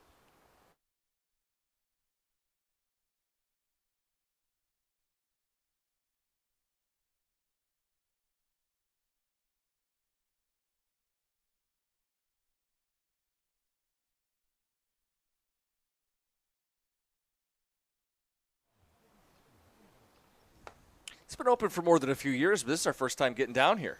This is a great environment, and I love the fact that the sun comes up. I mean, I'm glad there's a little cloud cover, but it would literally have been shining us right in the face. But it comes up over the condos on the right field wall. It's a beautiful setup. They've done such a nice job of making this a destination downtown. It makes me think, looking at those condos, have you seen the ones that get built into like minor league ballparks and stuff? Yes. It's cool. It's super cool. Yeah. I don't know what it'd be like to live there every day, but it seems like for a day it'd be awesome. Well, it's the transformation of downtown that we've all seen over the past 5 years, the past decade. To think that this is the vision that someone had. And, I mean, Corktown's right here, right? You go to – you live in one of these condos. You get a chance to see anything that's going on here. Yeah. And then you walk to some of the restaurants that are right around the corner. You're right next to the highway. You get wherever you want quickly. Yep. They've done a really nice job. John, you are uniquely qualified to respond to the criticism leveled at Penei Sewell. We have an all-pro sitting right here. Yep. And we have an all-pro with some quotes. Mitchell Schwartz, familiar with his work? Yeah. Okay, yeah. He said about Penei Sewell, who is ranked second among offensive tackles and number 1 among right tackles, quote, "Whoever's running Sewell's PR firm needs a raise. A Super Bowl champ who's earned 4 All-Pro selections in 5 years with the Chiefs," that's Schwartz's resume, says, "I don't care how good of a run blocker you are. Being an average or above average pass blocker means you aren't the best on your side or the second best tackle overall.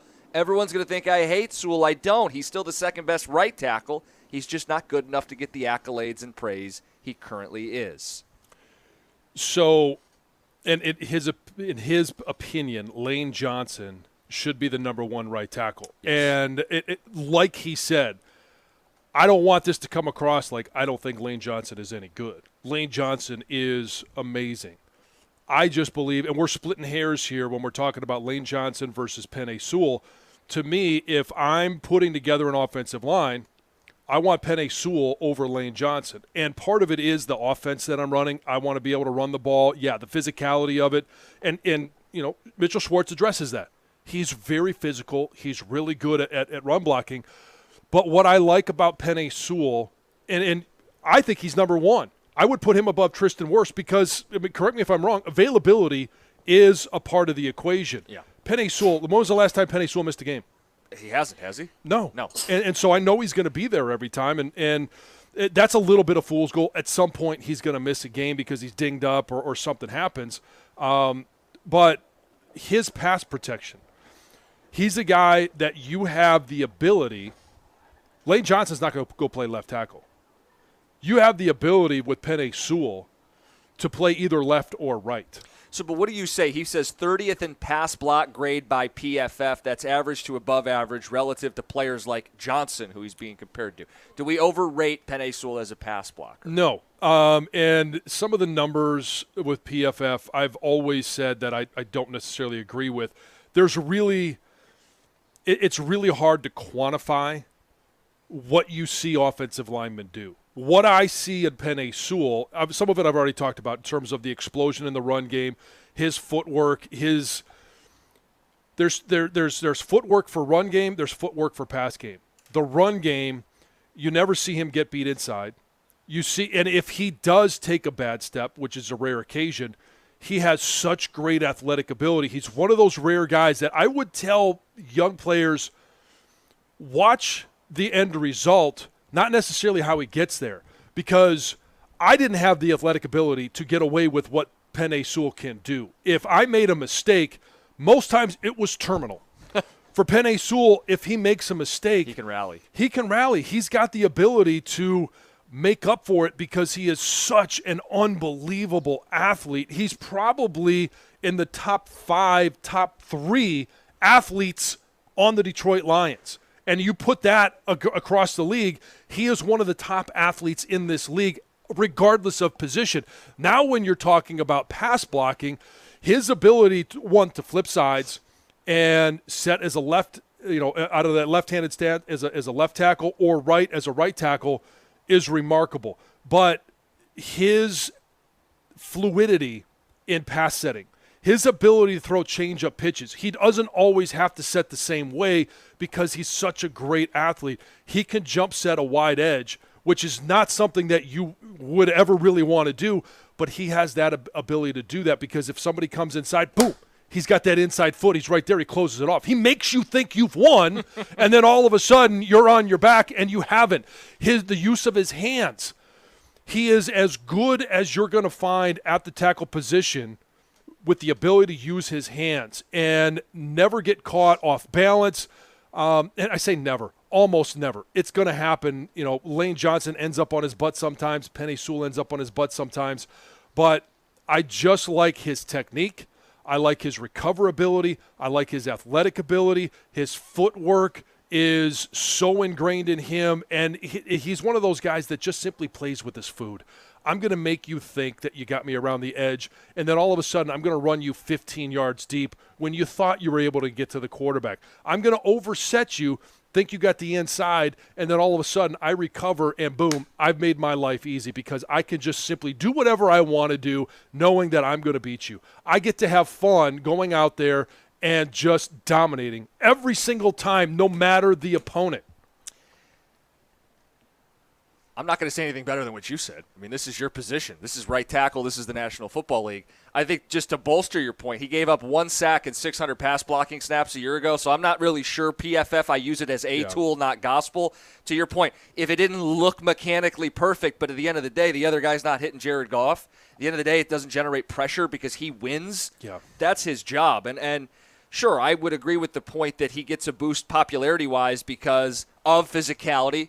Right, finishing blocks gets people. So that's a detriment. No, I'm not saying it is. But he gets a boost because he's damn good at it. And he points out because Ben Johnson let him do fun things like catch and throw passes.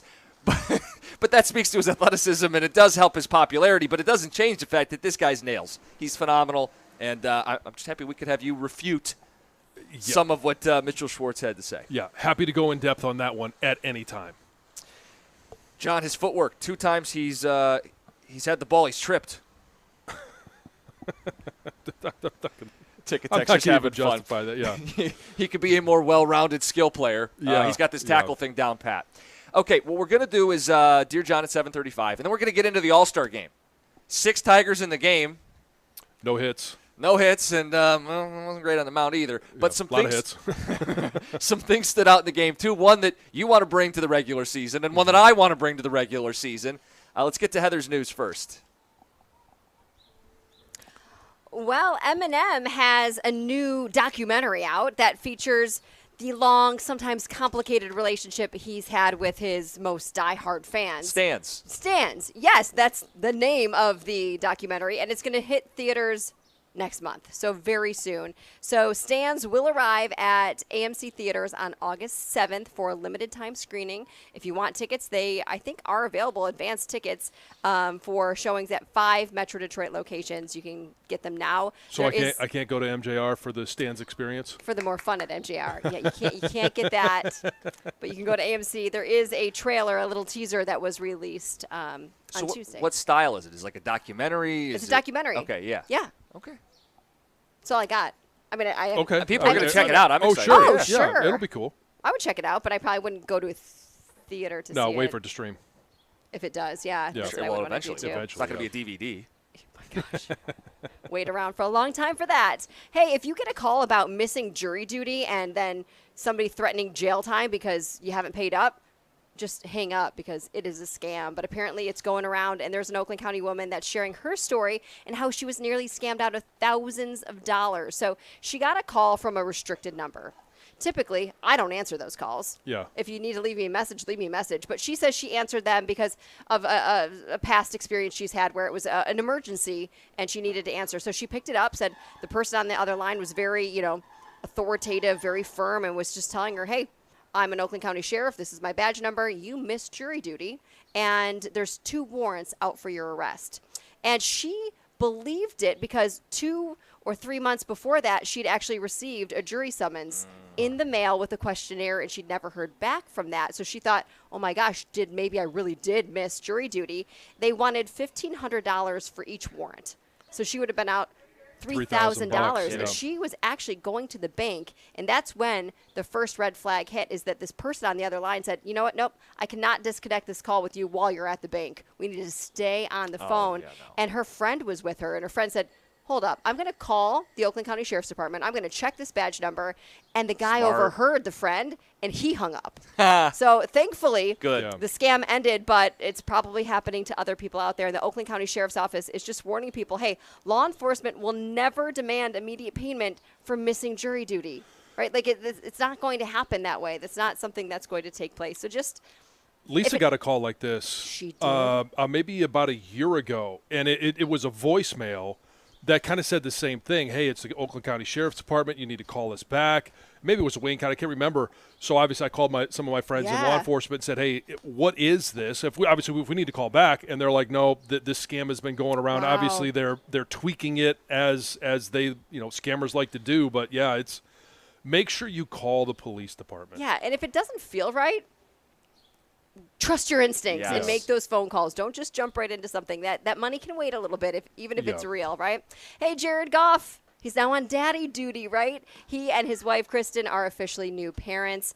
They welcomed a little baby girl. They shared some photos on social media Tuesday afternoon. Romy Isabel Goff. So congrats to them. Congrats to them. And I talked to Jared at the draft, the little draft party we had down here. At that time, crib was ready to go. Room was almost painted. All the different things on daddy duty that you got to do before the baby arrives. So I'm sure that it was all locked up and ready to go for baby Romy. So congratulations to them. It's Yeah, a great very moment. exciting. Tough time of year for a football player to have Sure is. their Oh, firstborn. Hi, sweetie. Goodbye. Right. It's Yeah. tough. That's Yeah. tough. Well, better That's gonna now be tough on her. than in October. No. Yeah, I mean, it's – I don't know. I would probably say it would be better to have one Really? in October. Yeah, I mean, so when I was playing, obviously the 4 that were born when I was playing were all in January, and in Washington we were not a postseason team very often, at least not late January. So that was, to me, the perfect time. I would rather have it closer to the end of the season because the first couple of months, right, depending on how she is going to feed the baby, sometimes there's not a lot for dad to do. You could change diapers, but it's very mom intensive. But you can be there to Oh, support. yeah, you Bob. could be there to support, yeah. But right now, you have a baby, and then all of a sudden, 2 weeks later, you're off to training camp Yeah. where coaches are going to expect you to stay at the team hotel. It's a tough time of year, so But I'm congrats sure to they've them. got plenty of help. I'm sure sure they they do. And now he gets dad strength, so that should help Yeah. him this season. Uh-huh. Heather with the news. Coming up next, it's Dear John. It's 97.1. Going to the dentist, look, it might not be your favorite thing to do. Brightside Dental is aware of it, and they want to stress that there's no judgment if you get back to the dentist. If you've missed those regular 6-month cleanings, it doesn't have to be a source of anxiety or stress. They're going to take care of you without any judgment. And if you've been thinking about that smile and you don't want to do metal braces, but you still want to correct your smile, they've got Invisalign with deals starting as low as $59 a month. Straight teeth, straightforward pricing. That's something to smile about. Mention Jim Costa and the Morning Show. Lock in that price. Give them a call, 1-800-PAINLESS. Go to brightsidedental.com. That's Brightside Dental. No judgment, just care.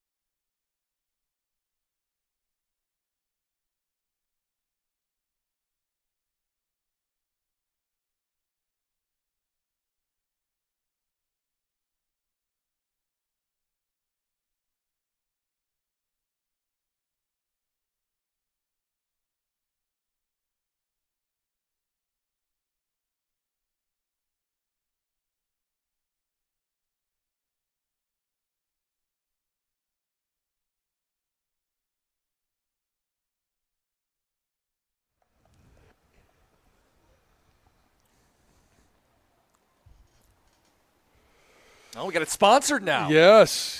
Thanks to Founders, All Day IPA. Maybe a couple of those this weekend. There you go. Sounds good. We have Dear John, questions submitted by you guys, dearjohnjansen@gmail.com. I don't know if you know this, but last night when you sent these out, you included me on the email. Oh, no. Did you But read having them? the moral compass of the show, at least supposedly the moral compass of the show. You avoided the temptation. I did. I clicked on it because I thought it was just more a couple of topics. Maybe, hey, you decided to add a little bit later in the night. As soon as I saw it was Dear John, I decided I'm like, I don't want to ruin the spirit of the segment. So just a little look ahead. We have luxury living, Okay. the work wife, Oh boy. picking up women at the gym, Ooh. and should I involve HR? Okay. All right. We'll start with luxury living. Dear John, I'm a listener in Chicago, originally from Sterling Heights, but I moved out here for work. I'm looking to upgrade what I think would be to my dream place. Floor-to-ceiling windows, rooftop pool, kitchen island, in-unit disher washer. Also has a full basketball court and a full-time gym like you could sell memberships to. It would be an additional $300 a month, which stretches me to the edge of my budget. I could afford it, but I'd have to cut back on going out and slow down on my savings goals. Should I splurge? So, is this a rental or is this a purchase? Apartments renting, I would imagine. Okay. But that's city living. Right. It's city living. I would say no. If it's going to, if it's simply cutting down on some of the other things, you choose where you spend your money.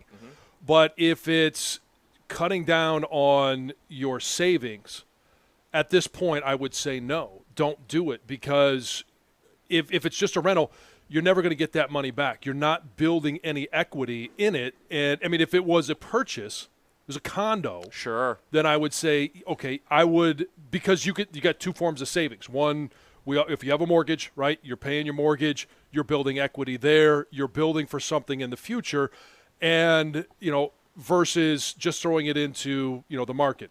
I would say don't stop saving. If it doesn't fit in your budget right now and that's the change you're going to have to make, I would say no, don't do it. Heather? I totally agree with you. You don't want to be house poor, right? Right. Like, save money. If you can't afford this yet, if it's really pushing you thin, I just think maybe it's something you still wait for, right? Like, wait till you have the funds right to do budget. it, yeah. And I think it's tough because you could sell yourself, well, I'll save on a gym membership. But do you have one right now? Like, you can't save money that you didn't weren't already spending. Yeah. Yeah. And it's really easy to say, I just won't go out as much. And then your buddies call you up and you're like, oh, You're in Chicago. You're not going to go out in Chicago? Right. Who are we kidding Right. here? Yeah. You're still going to go do those things. So I would say wait for that dream place. It will be there when you're ready. Especially if you have a little more saved up. Yeah. Yes. Yeah. Yep. All right, the next one is work wife. Dear John, my husband has a work wife. They're coworkers who hang out a lot and occasionally go out to lunch. She'll bring him homemade snacks, and he's brought her leftover desserts that I made for him. It didn't bother me at first, but the more it goes on, the worse I feel. To make matters worse, she recently work proposed to him to make their relationship What? work official. Work official, like, Okay. work official. She joked they should throw a wedding at work and use their pizza party funds. I'm furious. There's a rumor she's going to wear her wedding dress from her failed marriage 5 years ago. My husband thinks it's hilarious and won't take me seriously. What do I do? Your husband needs a smack upside the head, and I'm not a proponent of spousal abuse. That's not where this is. But you got to knock some sense into him. This is weird. That's extremely weird. How he doesn't see it or listen to his wife and her concerns. There's already something there. Well, that's what I was going to say. If he doesn't find the fact that she might wear a wedding dress to work strange, Well, just then having an event like that at work is weird. Well, yeah, the All marriage. of it is.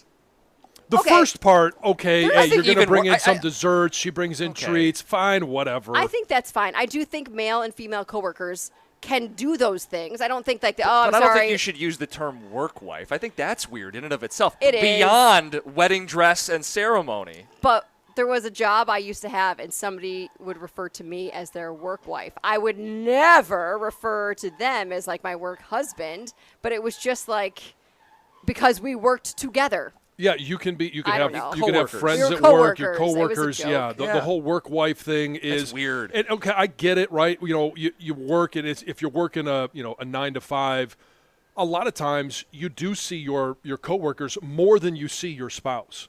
Yes. You know, a waking hours. Of course. But Don't blur that line, though. No, that's just This more than blurs the line. Oh my goodness! To have a quote unquote wedding at work. What does this guy think? Oh, it's all part of the joke. It's all part of the bit, dude. That's weird. Yeah, she's off her rocker. That's crazy. Yeah, crazy. find a new job. It's crazy. Picking up women at the gym. Dear John, I've been kicking ass, going to the gym, getting in shape. I run 4 miles a day. Best shape of my life. I'm also single, and I want to get out there more. I'm sure you've seen those videos online, guys caught staring at the gym. I don't want to be seen as a creep. How do I approach women at the gym? Do you have any advice? Oh, wow. That's a tough one. Especially now that my daughters are, going to gyms, and they always come home with stories about, oh, this guy said hi, and instantly as a dad, I'm like, oh, weirdo. Yeah. I wouldn't force anything. Whatever conversation happens, and I don't know how it would start, it just has to be organic. And it can't be like I don't know that I would ever go up to anybody in a gym. And my perspective on this is a little different. I have not been a frequent gym goer because all of my workout experience has been at team gyms and workout facilities. But I have, since retirement, been in some gyms. I not the place to pick up women. I think you just always come off as weird unless there is organic conversation that happens. But I wouldn't force anybody. Like if a girl has her headphones on. That's the first thing I was going to say. Take cues. If she's got headphones in, don't bother her. No. If you can initiate a conversation that's more casual about like how many more reps you have, or you're at the are water you done fountain. Are you done with this? Do you need machine? a spot? Yeah, don't do that. But I also think some of this does come down to like, we joke, is she hot? Does she find you attractive? Are you hot, right? I mean, from a woman, what could be no creepy matter from a the guy could be situation, less yeah. creepy if she's attracted to you. Yeah. But I know, Heather, you've been in gyms. I do. Have I you work ever out had frequently. Anybody? I know your relationship with Colin started not at a gym, so Oh gosh, no. Need a spa? yeah. No. Any here, weird Gotta get lower. experiences that you could? Not really, no, but like you said, like I go with headphones on. Like I'm not Yeah. there to mingle. I've never, haven't really gone to a gym single where I'm like, Yeah. is that I don't even think that's where I would go to pick up a guy. But I go with my headphones on. I am in the zone. Don't mess with me. But you know. but in people's defense, if you were at the gym, like right now, you don't have your wedding ring on. I never So wear my ring. if you don't have a wedding ring on there, somebody may not know. That's probably true. wouldn't Well, know that and- you're and so- But married. I would let them know politely, like, Of course. Oh, you I'm married. Yeah. But you have this. We live in this era now where everybody's on the dating apps, and women say like, "Well, I wish guys would approach me." Well, this is a shared space that you Yeah. guys both have a shared interest. I What's would the way just to say, do it? Yeah, I would say no. Avoid it. Yeah, unless something naturally happens in regards to You conversation. both go to grab the dumbbell at the same time. And your you're- hands touch. Oh, there's a moment. The last one, really quickly. Okay, involving HR. So, dear John, I've got a coworker whose hygiene is more than questionable. Bad breath is one thing, but this guy openly reeks of BO. Not sure if he even owns deodorant. How do I handle it? Is that an HR issue, or do you politely let him know first? So it's one thing if it's a girl telling a guy telling a girl. I think that can be awkward. If it was a dude, I'm a very straightforward individual, and if I got to be in this space, I would just say, dude, I'm not sure what's going on, but you stink today. be blunt. Yeah, I'd be very straightforward with it. And I mean, there are signals that you can send, like, if you're in the same room, you'd be like, what is that smell? But I'm not that type of individual. I'm going to be very straightforward and say, man, did you forget to shower this morning? Or, could you help us out here a little bit? But what if it's What if like you end your up in boss? HR? Oh God. Oh, if it's Well, your boss? it depends on what your relationship is with your coworker. I mean, Yeah, if it's right. your superior, are you going to say that to him? Like, man, you stink today. Go home and take a shower. And every day. If you it's brush my your boss, Probably not. I don't know. If Jimmy I mean, comes in and he smells rancid. for Jimmy, I would, but we've Yeah, got, we have a rapport there's a with him. very, Yeah. and again, it depends on the relationship that you have. How long you've been working Yeah. together? How long has this been going on? Is this a new, situation? The same Yeah. individual, but a new situation. Yeah, but I'm always, hey, it's better to be straightforward. It's Dear John. It's 97.1.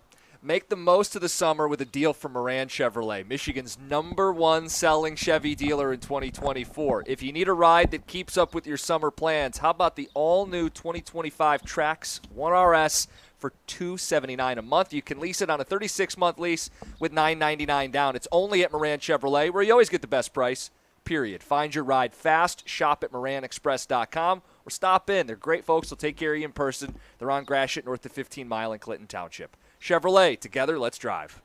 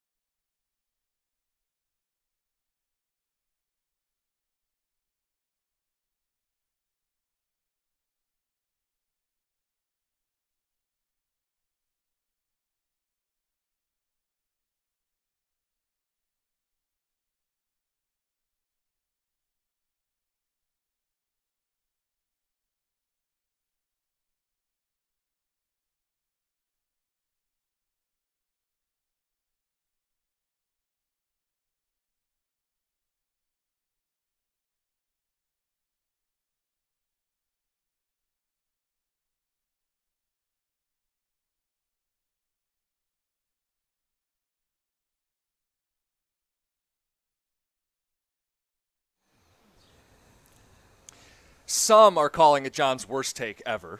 On what? Well, nothing from Dear John, but what we're going to get to after the Dear John text, because you want to steal something from the All-Star game last night, and so do I. I doubt it's my worst take ever, but it's probably is a bad take. I think you'll top it the next we still got time. Yeah. Some Dear John ticket text, 248-539-9797. Then we're going to talk All-Star game, stuff we want to steal from it, and I don't want anything from the Tiger performance to be stolen from it. No. Leave that in Atlanta. Ticket texter wants to talk about the work wife situation. Yeah. Will they work bang? Another says, where does it end? Work kids, a work house and mortgage? Brian in Utica. Yeah. Sharing food at the office. Like, okay, we all do that, Yeah, right? that's Hey, fine. your wife makes some cookies. Sure. You bring them in. My wife made something I want to share with you guys. That's we all bring good. it in. But the whole, doing the work. ceremony? A ceremony, that's just, I think even referring to someone as your work wife is kind of cringy. 100%. It is cringy. Yeah. What else we got here? What about, John, what happens after a work wedding? What about the work honeymoon? Well, I mean, it's all part of the equation. It's Why those Gen Zers want those? yeah,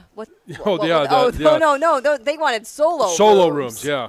That way you don't have to worry about a partner. It's true. Yeah. But Maybe that's the way Avoid to the avoid temptation the at the work. work wife. maybe that's it. Blow off some Yes, steam, or and then you don't husband. have to worry about it.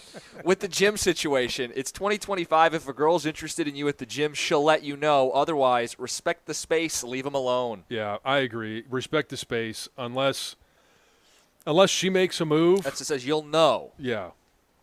If She gives you starts the a invite, you'll conversation, know. yeah. That's Mike in Ann Arbor. On just letting people know that they stink at work. Yeah, John, but most people aren't 6'7" and 300 pounds.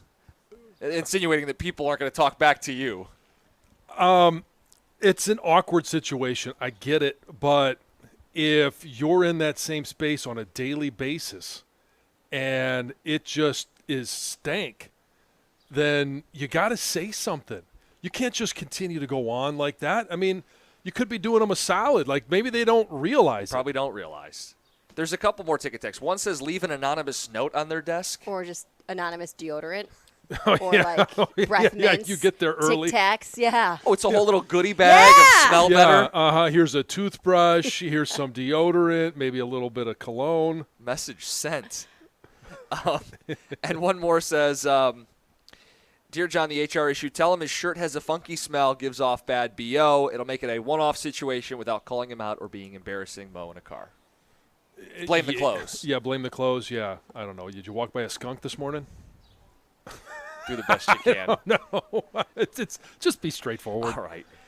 Last night at the All-Star game. Everybody's excited. Tigers have 6 Yeah. All-Stars, John. And the bat boy. And the Bat Boy. So we're all going to sit in, we're going to settle in, and we're going to watch all of our All-Stars. Nobody's got more than the Detroit Tigers. It's going to be a hell of a night. Yeah. One of them's got to have a hell of a day, right? Well- a big play, a big hit, something. Yeah, 0 we for start 6. off with Gleyber Torres, swing and miss. All right, that's That's no all problem. right. Hey, Riley Yeah, Green's yeah, up he's- next. Yeah. Go. Swing and miss. All right, not so- great. Well, Scooble, the best pitcher Yeah. on planet Earth and maybe other planets too, he gets on the bump, but they've got him mic'd up, and it's cool for the All-Star game because it's the battery, pitcher Right. and catcher, and I'm curious. But I don't know if it threw him off. He gave up a couple soft contact hits, and then he gave up the big knock. I don't know that anybody's focus in an exhibition game like that is there's pride at stake anytime you take the field. And there's nobody more prideful that we've seen than Tarek Skubal. But I don't know that you're going to have the same stuff that you would in a regular season game. And it's just, I know that people are disappointed. He gave a couple of hits.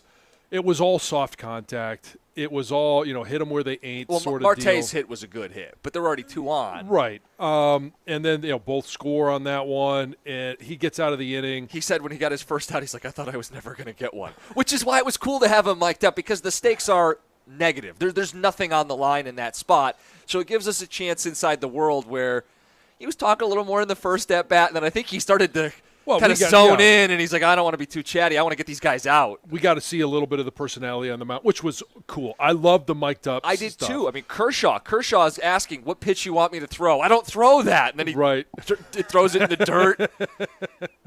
He was having fun with it. Because he was again, there's no stakes. You're just there to cut loose and have a good time. PCA getting mic'd up in center field. Jack Wilson with his dad. Yeah, all the mic'd up stuff was cool. I would love more of that. We see it on Sunday Night Baseball. I always enjoy that. Jacob Wilson and Jack Wilson. Right. Yeah. But the fact that the no hits from the Tigers, 0 for 8 at the plate, and it's Tarek Skubal. Okay, you're facing some of the best batters on planet Earth, best pitcher on planet Earth. Something's got to give. Hitter's got a couple of hits. Casey Mize, is on the mound. He gives up a home run.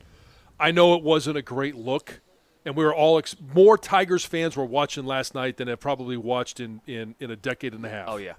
Because we've always just had the one token reliever. Yeah. And now all of a sudden we've got 6 representatives. You thought somebody – the odds are somebody was going to do something. Torres and 0 for 2, yeah. Green 0 for 3, McKinstry 0 for in his pinch hit appearance, Baez 0 for 2. They went 0 for 8 at the plate. We pushed. We wanted to see these guys. And disappointing, but it all ends there. It should, but some of the texts we've gotten this morning, I wonder about people's psyche. Like, I know they lost 4 in a row going to the break. You want to get off on a much better start on Friday night. Some people think this is like a thing now. No, sky is not falling. It's still the team with the best record in Major League Baseball, and they're going to be playing in the postseason. Now it comes back to the same questions, right? And it's not about last night. It comes down to what are they going to do at the trade deadline, and that we all want to know what's going to happen by the 31st of this month. Yep. But John, ticket text. If I'm all honest, last night the Tigers performed the way they do against almost all elite opponents. Joe and Ann Arbor. They're going to start coming in because we brought it up. Well, I get the concern, but last night does not play a part of it. No. And a 4-game losing streak does not make a season.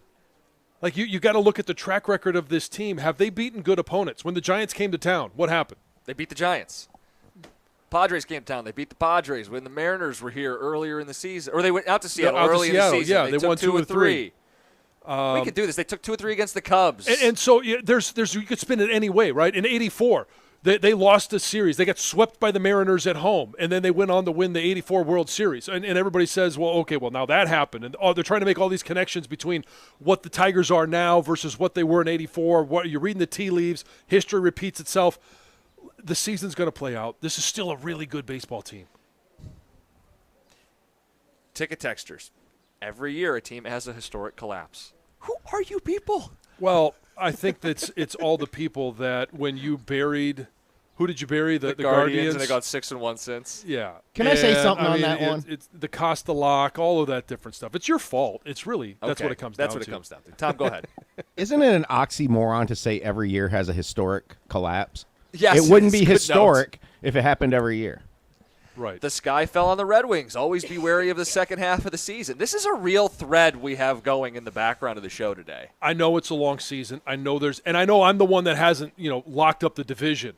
Is it most likely locked up? Is it the Tigers division? Yes. I don't expect them to go on a historic losing streak paired with some historic run by the Guardians or by the Twins. Yeah, part of what made last year special is it's not supposed to happen every year. So when you text that in, it doesn't have any merit.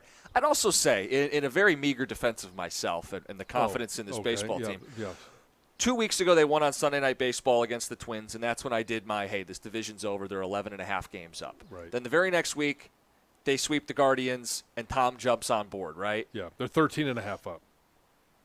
They're still 11.5 up at the All-Star game. They've lost no ground in all of this grandstanding that I've done. They've lost no ground, even though they are on their longest losing skid of the season. Yeah.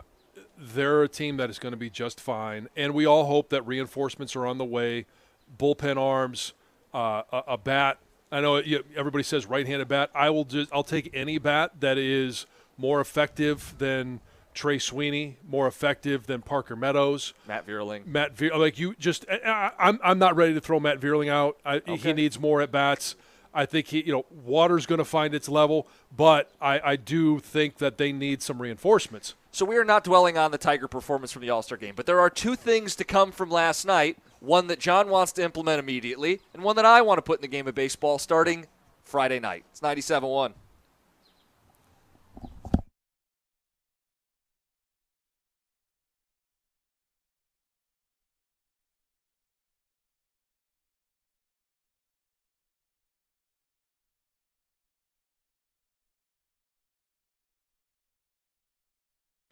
Brought to you by Twin Peaks. The All-Star Game was a fun atmosphere overall in Atlanta yesterday, from the Hank Aaron on-field mid-game nod featuring a firework mimicking his record-breaking 715th home run to the players being mic'd up during gameplay. Turk Skubal was one of them.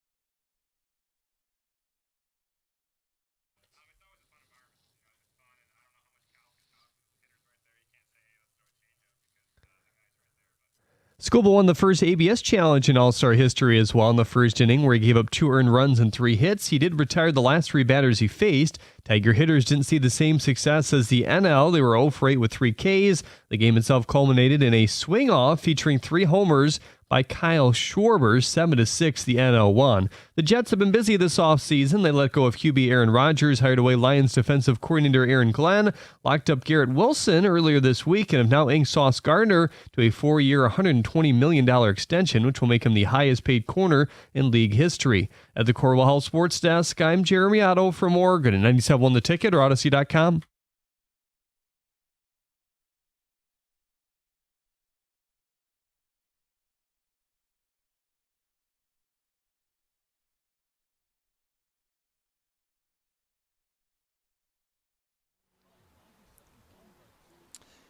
People who don't want grand proclamations, I'm sorry. 8:35, we're doing Fact or Fiction for the second half of the baseball season, so hopefully buckle we'll up. do better than we did in the first half. That's one way of looking at it, John. Last night's All-Star game, we're not dwelling on the Tiger performance. If you want to, that's your prerogative on the ticket text. But there is something you want to take from last night, and there's something I want to take from last night and put it in the game immediately. Why don't you bet leadoff? Maybe you could do better than Glaber. I'll try not to swing and miss here. I loved ABS making its debut in a major league environment. And I know it's an exhibition. It was the perfect time to test it out. And we saw it in Skubal's first inning of work. He gets the strikeout off of a 15-second review. This is not an NFL-style 2-3 minute under the hood, 17 different camera angles. Let's confer with a booth in another state and another zip code. This was, oh, that was a strike. Let's move on. And we did, and it did alter. Skubal's laboring a little bit there in the first inning. That's a big-time punch-out, and it comes because they got the call right in a timely manner. That should be here tonight, tomorrow, in the second half of the season. I'm not against the ABS. I know I was against it in the All-Star game because we haven't seen it in the regular season. I'm against trying to implement it in the postseason. If you haven't done it all season long, don't just stick it in the postseason. There's a couple of things. One, I want to go back to, you mentioned the 15 seconds. Does that mean that you hit pause, I did. Rewind, I timed it up. You had the stop clock, the stopwatch? Yeah, I think it was 4 seconds into the highlight, and then we were done before 20 seconds. You were actually sitting there. I'm a dork, I know, but I wanted to see because it is a big deal that they do this in a timely manner. Baseball's trying to keep the game moving. You think it's hilarious that I'm sitting out here. Yeah, you in front of your stopwatch in TV hand. on your new couch. That's right. No food, but stopwatch. Stopwatch, ready to get like I'm an old-timey baseball scout. Oh, my goodness. That cracks me up. Not surprised at all because you've been all over this. Here's where it just needs to be tweaked. It's a standard strike zone. There is no standard strike zone. Yes, the width of the plate, that's not changing. I get that. But north to south, that's where Aaron Judge has a different strike zone than everybody else. Shohei stands up as tall as you can in the batter's box. His strike zone is different than a lot of other guys. Like a Jose Altuve. Right. Yeah. And so to me, until they can get that calibrated to the batter, you're still going to have errors in calling balls and strikes. If you can have it happen that quickly, where you tap your your hat, your helmet, boom, whatever it is as a catcher, done, as a batter, and it's 15 seconds, boom, hey, strike, okay, that's fine. You get 2, you keep them if you're right. If they keep screwing you up, and these umps will screw these guys up, I don't want to see any more of that. I want them to be able to check in real time in high leverage moments, so I want it ready for the postseason. I know that's not going to happen. They're talking early next year. I'd start it Friday night and deal with some of the kinks and get it ready for the postseason. But you wanted to take something else from last night. I love the swing off. I absolutely loved it. And I know, okay, it's not baseball. Yes, we have home run hitters. We had the home run derby the other night. It was fun. Home runs are fun. The environment that was in the All-Star game, and I understand, hey, you don't want to go into extra innings in an All-Star game. Nobody wants to extend it, so you throw out 3 batters. They each get 3 pitches, and the National League ends up winning. Kyle Schwarber made it even more exciting because it was 3 pitches, 3 dongs. It was awesome. It was exciting. I would love to see that in baseball because I'm not a big fan. I accept the ghost runner on second base. But You prefer this? I would, just because it's exciting, it's fun. It's never going to happen. It was fine for an All-Star game because, again, nobody wants a tie. Nobody wants a game to I don't drag want a into the World night. Series decided on 3 pitches It's to 3 game batters. 7. Who are the Tigers' 3 hitters for the Right. swing off? Yeah, it's so who would the Tigers batters be? Well, Green and Torque. Yeah, because it's BP. It's not like And if Carp's healthy, he's the third, right? that seems easy. And if if he's not, not, who is it? I would say probably Keith? Colt Keith. Yeah, I mean you'd have to be Javier? It's not Javier. Sense of flair for the dramatic. I mean, he's Javier had some wins the big World moments. Series in a He's had some walk-off big swing-off. moments. Yeah, it would seal the deal on this year. The year of Javier. And I know you're going to text in your swing off. Isn't that what Costa does on his vacations? This was It cool. kind of is. This was cool for an All-Star game, John, and that's where it Yeah, should I end. get I don't it, need yeah. that deciding real baseball games. Yeah. it's worse than the shootout in hockey. I don't need to see the swing off in the I regular. don't think it's season. worse than the shootout. At least there's a goalie and there's some semblance of back and forth. This is a BP meatball fest. Yeah, that 9 pitches on both sides, they have a chance to go yard. How awesome would it be to have 8 for 8 and then the pressure on that last batter, that last pitch, making sure you get the perfect pitch, the perfect swing, and it's a do or die moment. Who would you have throwing for the Tigers? Would it be Tommy Canley? You're such a, At least in the month of July, he'd be perfect for it. 248-539. yeah, thanks, J-Mo. Yeah, I appreciate that. 248-539-9797. We're just hanging out talking about the All-Star game. If you want to dwell on the Tigers, we got some panic in the ticket text. We want to know if anything from the All-Star game they could use in regular baseball. If you like the ABS, if you thought the swing off was cool last night, let us know on the ticket text. 248-539-9797. So I'm going to tell you in just a moment Oh, boy. about Femininio law because we have some complications here in the booth. You know, in sports, when you're sidelined by an injury, it's personal. The same goes for life. That's where personal injury attorney David Femininio steps in. Trust me, after an accident, you need an attorney who's going to make it personal, and that someone is David Femininio. He uses the slogan, "Get David, Get Paid." To him, it's not just a slogan. It's his promise to take care of you. So if you or someone you know has been injured, you need to tell them to call David Femininio at 855-65-CRASH, or you can always go to his website, getdavidgetpaid.com. That number again, 855-65-CRASH, or on the web at getdavidgetpaid.com.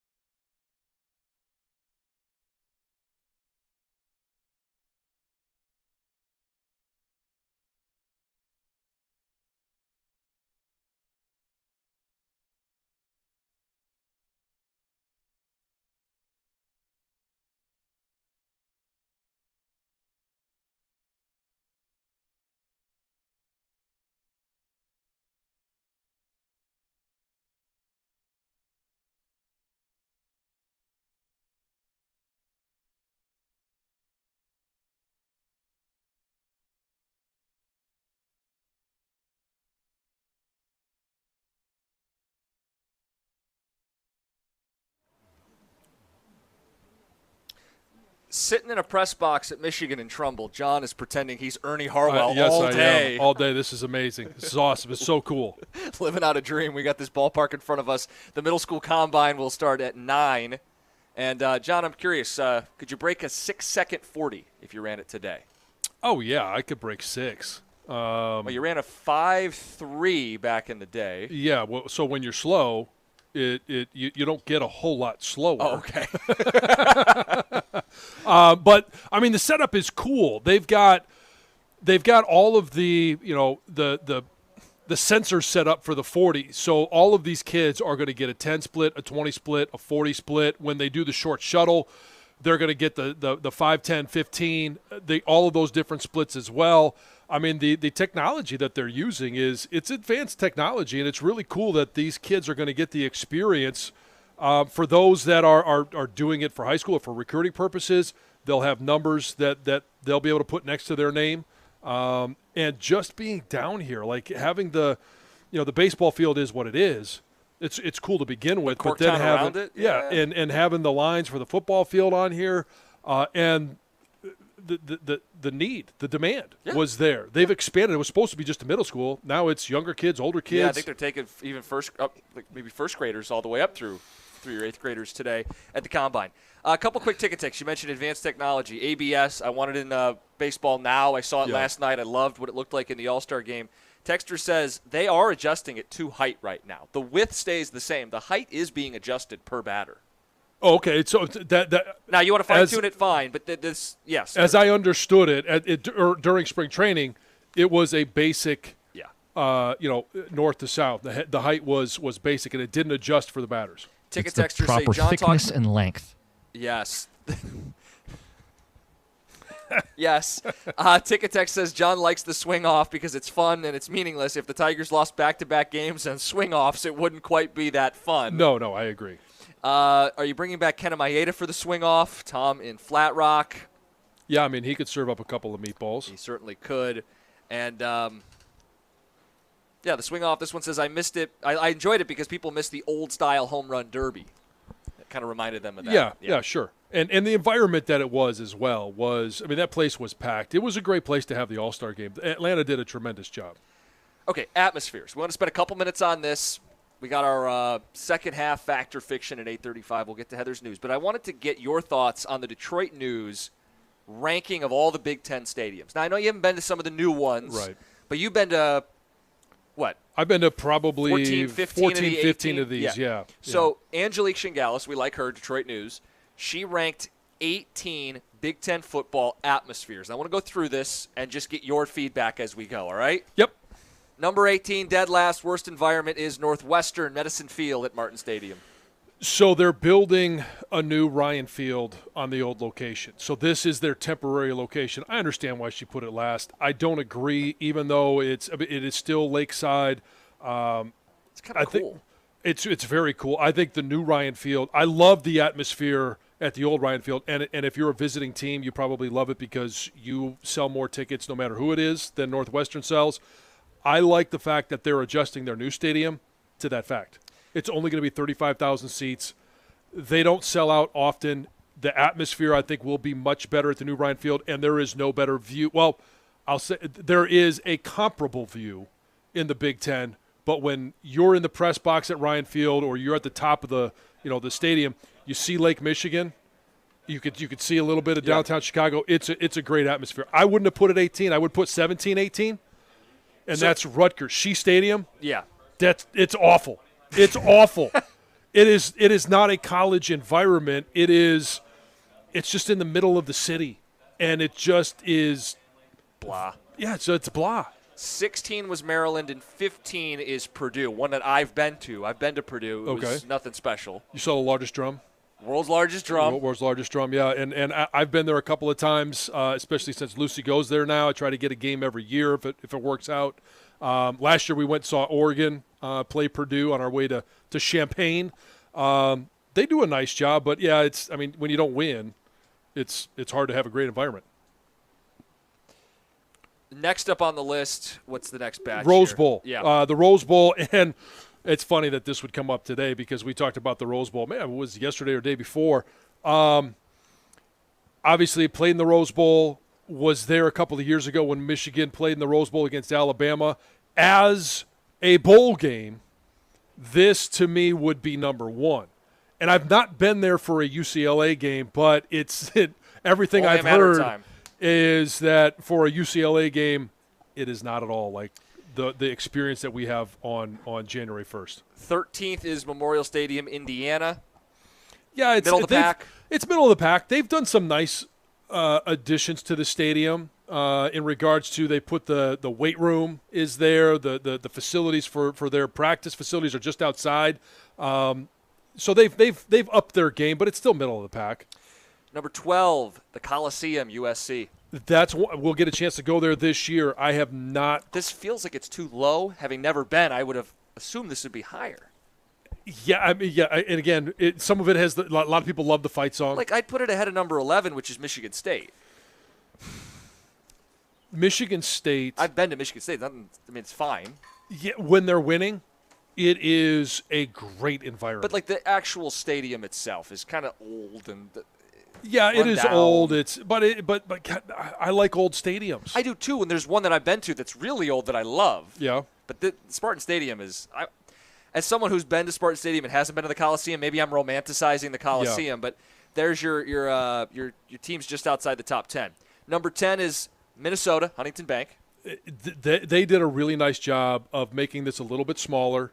It's in downtown Minneapolis. I think it's a lot of fun there. Number 9, Memorial Stadium at Illinois. I actually would have – you're starting to get into some really good stadiums when you're talking about the top of the Big Ten. Their tailgating experience right outside the stadium, they've got the Red Grange there. It's Dick Butkus now has that statue outside the stadium. With the band, the student section, the way they have it, it's really fun. It's a great environment to watch a college football game. Number 8's Camp Randall. I've been. It's my favorite Big Ten stadium I've been to. I can't believe this is number 8. I would move this much higher because of the environment that it is, and it's really cool. They're making a lot of additions now, too. New press box. Their press box is terrible. Oh, I know. Number 7 is Kinnick. The Iowa. Yeah, yes, I know. For our listeners. The era or the aura of Kinnick Stadium has been raised a lot because of the Children's Hospital there and the Wave. That's been a lot of fun. Number 6 is Michigan, John. They didn't crack the top 5 stadiums and environments in the Big Ten. Not surprising. As a player, and we're not ranking this as a player, but just the fan experience, I actually probably would have put this a little bit lower because of the shape of it. It's cool to have 111,000 people, but it doesn't sound like it because a lot of right about that. The sound escapes. The top 5, let me just run through them, and you can tell me what stands out. Autzen at Oregon, number 5, you haven't been. Husky Stadium, number 4, sailgating. Number 3 is Nebraska's Memorial Stadium. Number 2 is the Horseshoe, and number 1 is Beaver Stadium. So Beaver Stadium in a whiteout, it should be number 1.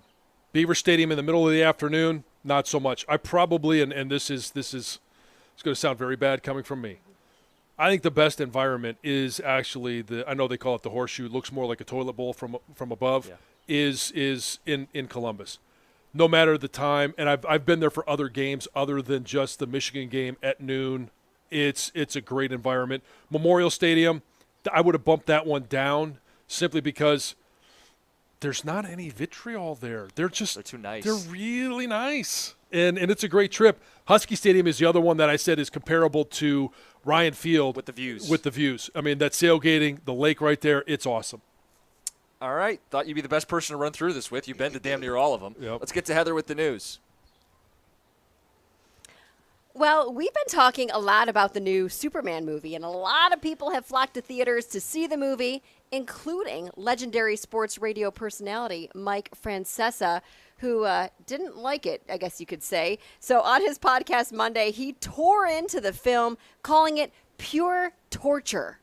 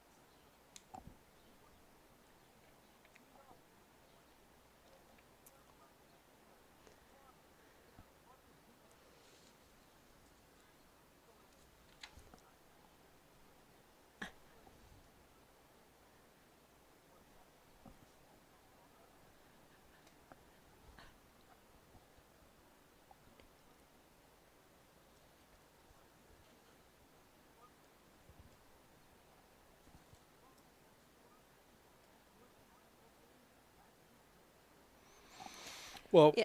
John, you saw good it. does triumph over evil in the end. Spoiler. Yeah. Yeah. I don't know what you expect. But I'm kind of with them. It was 2 hours of Superman getting his butt kicked. But isn't that how it works? You build up the Yeah, story. but it's not different from what I said. Like, I didn't like the Green Lantern. I didn't like the introduction of other superheroes in it. The reason I liked it was because Teddy liked it. Okay. And he smiled and enjoyed the movie. So to me, it mission accomplished for me. What did you think of the super dog? Super Dog was annoying to me. Because in his rant, he also went off about the super dog. And while Yeah. he wasn't a fan of Crypto, that was the dog, a lot of people were a fan of Crypto. Since the movie's release, there's been a 513% increase in Google searches for adopt a dog near me. And there's been a big increase in people looking to rescue a dog or adopt a rescue. And also they're looking to adopt a schnauzer. Even though that dog wasn't technically a schnauzer, he had a schnauzer look. It was a CGI dog, but it was actually modeled after the director James Gunn's actual dog. Okay. Yeah. The dog was People annoying loved to it. me, but it yeah. Apparently. stinks, according to Mike Francesa. But everyone wants to go adopt one. They loved it. Let's see. I want to get to one more quickly. Oh, you've heard it before, and I'm going to tell you again. You're going to keep hearing it. The zipper method is the way to merge. Tell them. Michigan transportation officials and state police are urging drivers to embrace the zipper method technique as summer construction kind of coincides with peak travel season, right? So there's more and more people out on the road. Officials say that proper zipper merging can help prevent traffic backups. And in a statement, an MDOT official said, if we need you back further, we would have moved the arrow back further. There's no reason for everyone to get over to one lane and leave a bunch of empty space because that creates a bigger backup. A lot of people who chimed in on this article said they feel it's more respectful to get over earlier, or they think it's dangerous if you wait last minute. But No, that's use the road. what you're supposed to do. And they say, Michigan State Police says, if you are one of those people who intentionally blocks lanes to prevent others from getting over, Give 'em a it's ticket. illegal. Yes, give him a ticket. Get them. We're going to get you. That pavement's there for a reason. Use it. Dare you. Dare you do that. All you have to do is be nice and Yeah. let someone in. Come on now. It's Heather with the news. Coming up next, Fact or Fiction. Tigers Baseball Second Half Edition. It's 97.1. All right, guys, time to step up to the plate against hair loss. Dr. B at Michigan Hair Restoration is celebrating 30 years of turning back time for thousands of guys across Southeast Michigan, helping them regrow their hair and restore their confidence. And to celebrate, during the month of July, you can get up to 30% off all hair transplants and medical hair rejuvenation packages. But of course, there is a catch. It's limited to just 30 clients, so don't wait. Dr. B is a true pioneer, one of the first in the world to use your own hair to fortify new growth. This medical therapy once seemed, like science fiction, but now it's a reality right here at Michigan Hair Restoration. So forget those old school hair procedures. No stitches, no staples, no embarrassing linear scars, just real results you can run your fingers through. He offers the most advanced treatments, including natural therapies that get better and better every year. And he guarantees all of them. So the sooner you go to see Dr. B, the more options you'll have. Don't wait till you're out of innings. Go to MichiganHairRestoration.com to book now. Mention 97.1 and take advantage of these exclusive July offers before they're gone.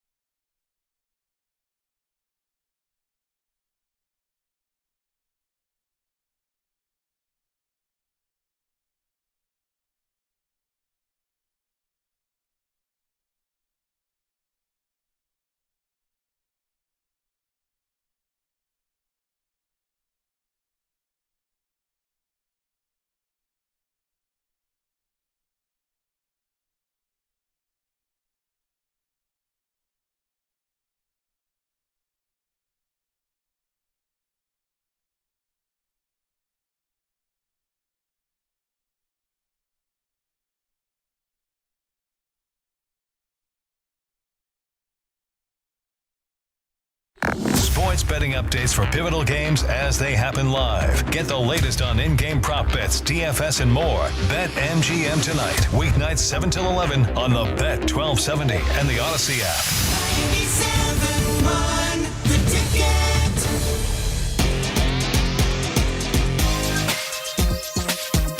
Ticket. All-Star break is here. Second half right around the corner. We have Tiger and MLB Fact or Fiction.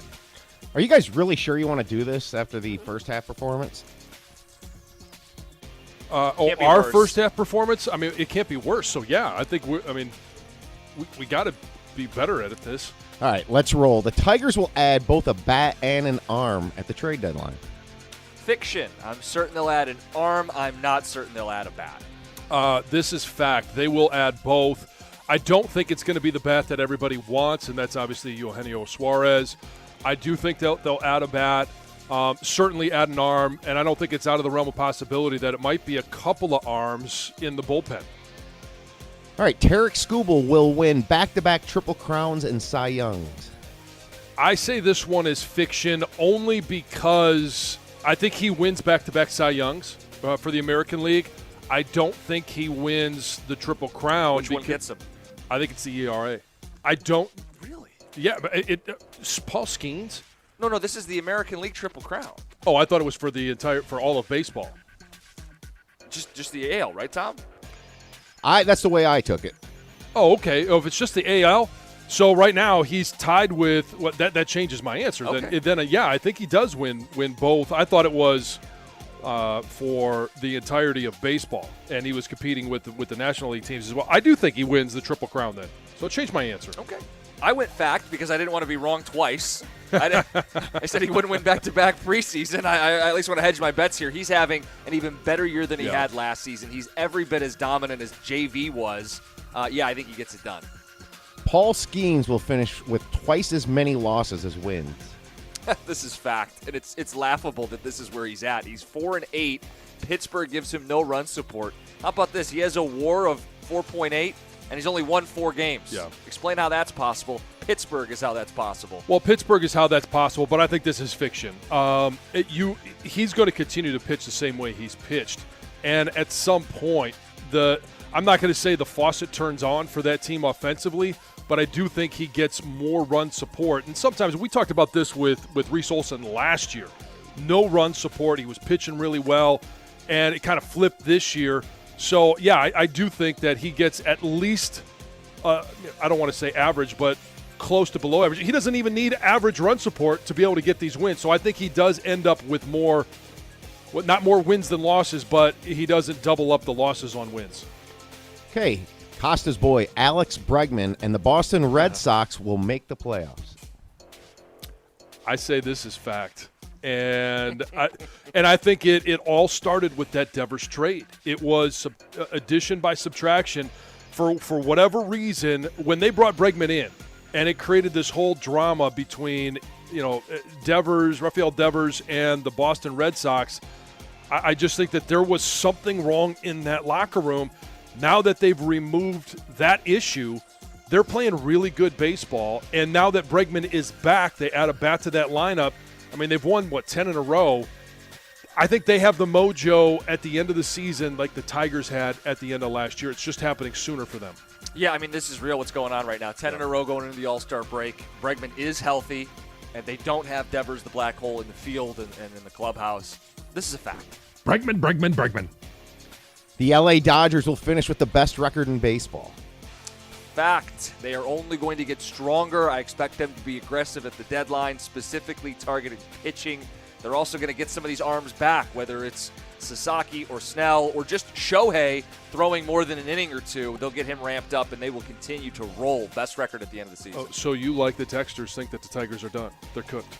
Can't win another game. Yes, that's what I'm saying, John. That's what I heard. You figured it out. And without that context, I'm going to say this is fact as well. and I just think that at some point the Dodgers are going to get healthy on the mound. And I don't know if they get everybody back or how good they are when they come back, but it's going to be better than what they have now. They're only one win back of where the Tigers are, and it's not the Tigers are going to drop off. It's just the fact that this Dodgers lineup is so potent. They're so talented as a team, and I think over 162, they're going to end up winning more games than anybody else. Cal Raleigh will break Aaron Judge's AL home run record, which is 62. I'm going to say no. As much as I would like him to beat that record, it's nothing against Aaron Judge. There's just something that is fun about Cal Raleigh doing it, and it was very unexpected. Nobody went into this season thinking Cal Raleigh would even have a chance to do it. At the end of the season, and I mentioned this a couple of days ago, I think being a catcher, it's going to wear on him, and I know that they use him as DH. He's always in the lineup, even if he's not behind the plate, but I think at some point the legs do become an issue, and I don't think he gets to 63. He's got a big leg up because I think only Bonds had more home runs at the All-Star break than Raleigh did. Fact. I think he gets it done. He's had consistency all year. There's not this hot and cold. He's hitting 300. He's hitting 10, 12 bombs a month. Pacing for 64. Give me facts. You know what? And I'll say he seems to have the personality. Like, it's not too big for him. He doesn't get too high, too low. He seems very level-headed, and I don't think he presses at the end of the season. I think he just lets it happen, but I don't think he gets there. Can I share something Wojo said last night? Please. Sure. He was talking about him a little bit and the Big Dumper nickname. He called his dad Super Dumper and his brother Little Dumper.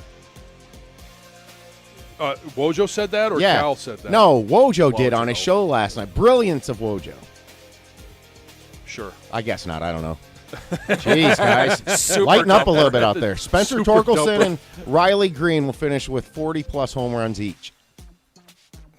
This is me first or you first? Yeah, I think it's you first. Okay, I'm going to say fiction on this one. I don't think either gets to 40 home runs. Green's just barely on track. They are streaky, the two of them. And it's rare that a Tiger gets to 40 home runs. The last time one did, Miggy in 2013. To get both, that's fiction. I think it's interesting because we all want them to. How cool would that be? But I think this is fiction. I don't know that, like you, either one gets there. And I think that Riley Green ends up hitting more than 35, but I don't know that Spencer Torkelson gets to that, even to that mark. So I'm going to say this is fiction.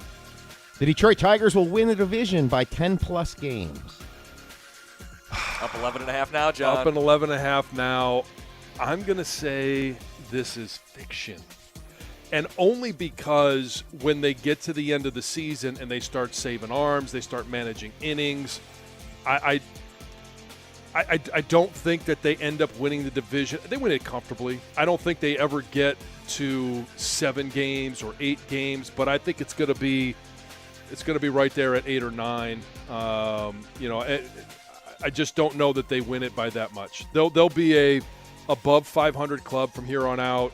But the other teams in the division, not Kansas City because they can't seem to score runs either. Neither can Cleveland. Cleveland, they still have the bats though. I know, but they're like, That's why it blows my mind. Yeah, I don't know. But I'm going to say no. I'm going to say facts. Of course you are. Of course it's already sealed. Because I believe this baseball team. Yeah. John. Okay. Let's up the ante. Are they going to win it by 15 games? No. Fiction. So since Costa buried the Guardians, they're 6-1. Does that change anything, Thank Jamie? you, Tom. Yeah. Parker Meadows not sweating. Parker Meadows will not be on the postseason roster. I'm going to say this is fact. And there's a couple of things that might happen. One, he gets sent down, can't find his mojo. But I also think, because we talked about the first question, adding a bat, adding an arm. I think he could be a part of any type of trade to upgrade the individual that you're going to get. And I know that he struggled. He had moments of struggle last year, came back and performed well, and was really good in the postseason as well. But I think he is one guy that they could market, that another team would say, yeah, you know what, we can do more with him and use him as a center fielder, as a guy that we can get his bat going. I think he's got an upside for the rest of his career, but for the Tigers right now, he's not adding anything, and what his value might just be in a trade. I'd be intrigued by him as a trade chip. I really would. I know people saw what he could do last year. I wouldn't be against trading him, but I don't believe he will be traded. And I don't believe he will be injured. Hard to predict an injury. And I think they value all the things he does beyond his batting average. I think he'll be on the postseason roster. All right, and finally, the big one. The Tigers will win the World Series. Fiction. Why? Too much swing and miss at the plate, not enough swing and miss out of the pen. I think the Dodgers are the clear-cut best team in baseball. I do not feel like the Tigers are winning the World Series. You know how much I'd love to be the homer and throw you under the bus right now, but it's there for you, the opportunity. No, but, it's on a tee. I think it's fiction. And the reason I say that is as the roster sits now is kind of what we have to go on. I do think they're adding an arm. I do think that they're adding a bat. But when you look at the Dodgers, I don't know how they compete with them. And even getting through the American League, pennant, I'm not sure by that time that they're going to be able to get past a lineup like the Yankees. I also think a team like the Phillies, if they make the World Series, could give this team fits, power arms, power bats, Dombrowski's club. I mean, there's a bunch of teams out there that I would put in that World Series tier. Yeah. All right, that's your Fact or Fiction MLB edition, second half right around the corner. It's 97-1. Hey, NFL teams are reporting. College programs are getting into camp. Football season's right around the corner, so make your plans now. America's favorite place to watch football is Stadium Swim. It's located at Circa Resort and Casino. Catch all the biggest games at a viewing experience built for sports fans. You can chill in one of the 6 pools on 3 different levels for a perfect view of their massive 40-foot-tall high-definition screen located at Circa Resort and Casino in downtown Las Vegas, and it's right there on Fremont Street. Stadium Swim. Book your spot today at circalasvegas.com.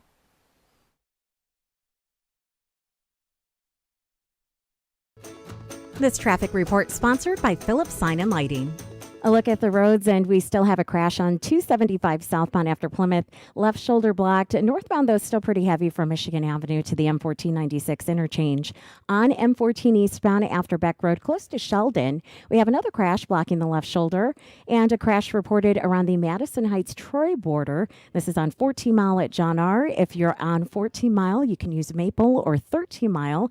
And John R. drivers, you can head over to DeQuinder or Stevenson. I'm Michelle Pena with traffic. Ed Phillips, Phillips Sign and Lighting. Don't underestimate the power of your sign. It's working for you 24/7, silently influencing how your brand is perceived long before any words are exchanged. Make sure it's telling the right story. Sign up today at phillipssign.com. That's phillipssign.com. 97.1 The Ticket would like to remind you that when you text the ticket, standard text messaging rates apply.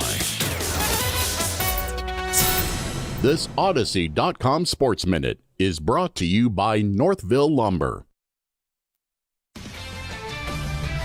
This is Boomer Esiason with an Odyssey Sports Minute, sponsored by Metal Supermarkets, the convenience stores for metal. Find a store at metalsupermarkets.com. You know, folks, I've been in this business for a long time, and I know this is one of the slowest news weeks in sports, but come on, what makes reporters think Texas quarterback Arch Manning wants to talk about next year's NFL draft, rather than say, I don't know, their opening game against Ohio State? That would seem to be front and center. I'm Boomer Esiason.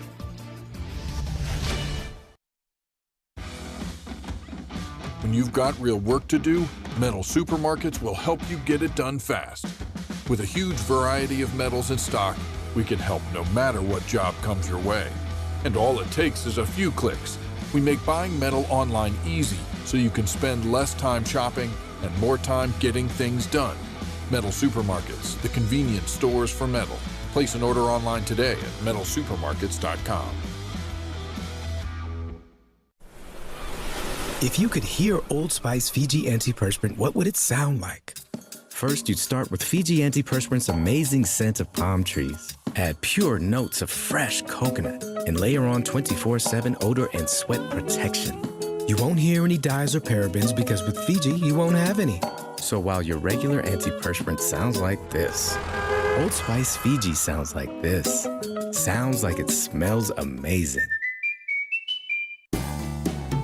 Make back to school a good deal better with school supplies and essentials for $1 or less at Meijer. Stock up on 24-count Crayola crayons and Elmer's 4-ounce washable school glue for 50 cents each. Crayola 10-count markers for $1. And Meijer 70-sheet notebooks are 45 cents each. Heading back to school with what you need to succeed. That's the good life at Meijer. Exclusions apply. See all deals in the Meijer app. Comcast Business helps turn today's small businesses into engines of modern business. It's how restaurants become reliably up and running neighborhood favorites. How retailers become seamlessly restocking, cyber-securing, must-visit shops. And how healthcare offices become the data managing caregivers that we all depend on. With reliable connectivity, enhanced cybersecurity, advanced fiber solutions, and Wi-Fi backup, Comcast Business is powering the engine of modern business. Powering possibilities. Now through July 21st, new customers can get started with 300 megabit internet and Security Edge for $69 a month for 24 months with a 2-year agreement. Plus, find out how to get a $500 prepaid card for your business. Call and switch to Comcast Business today. Restrictions apply. Requires paperless billing and automatic payments with bank account. Equipment, taxes, and fees extra.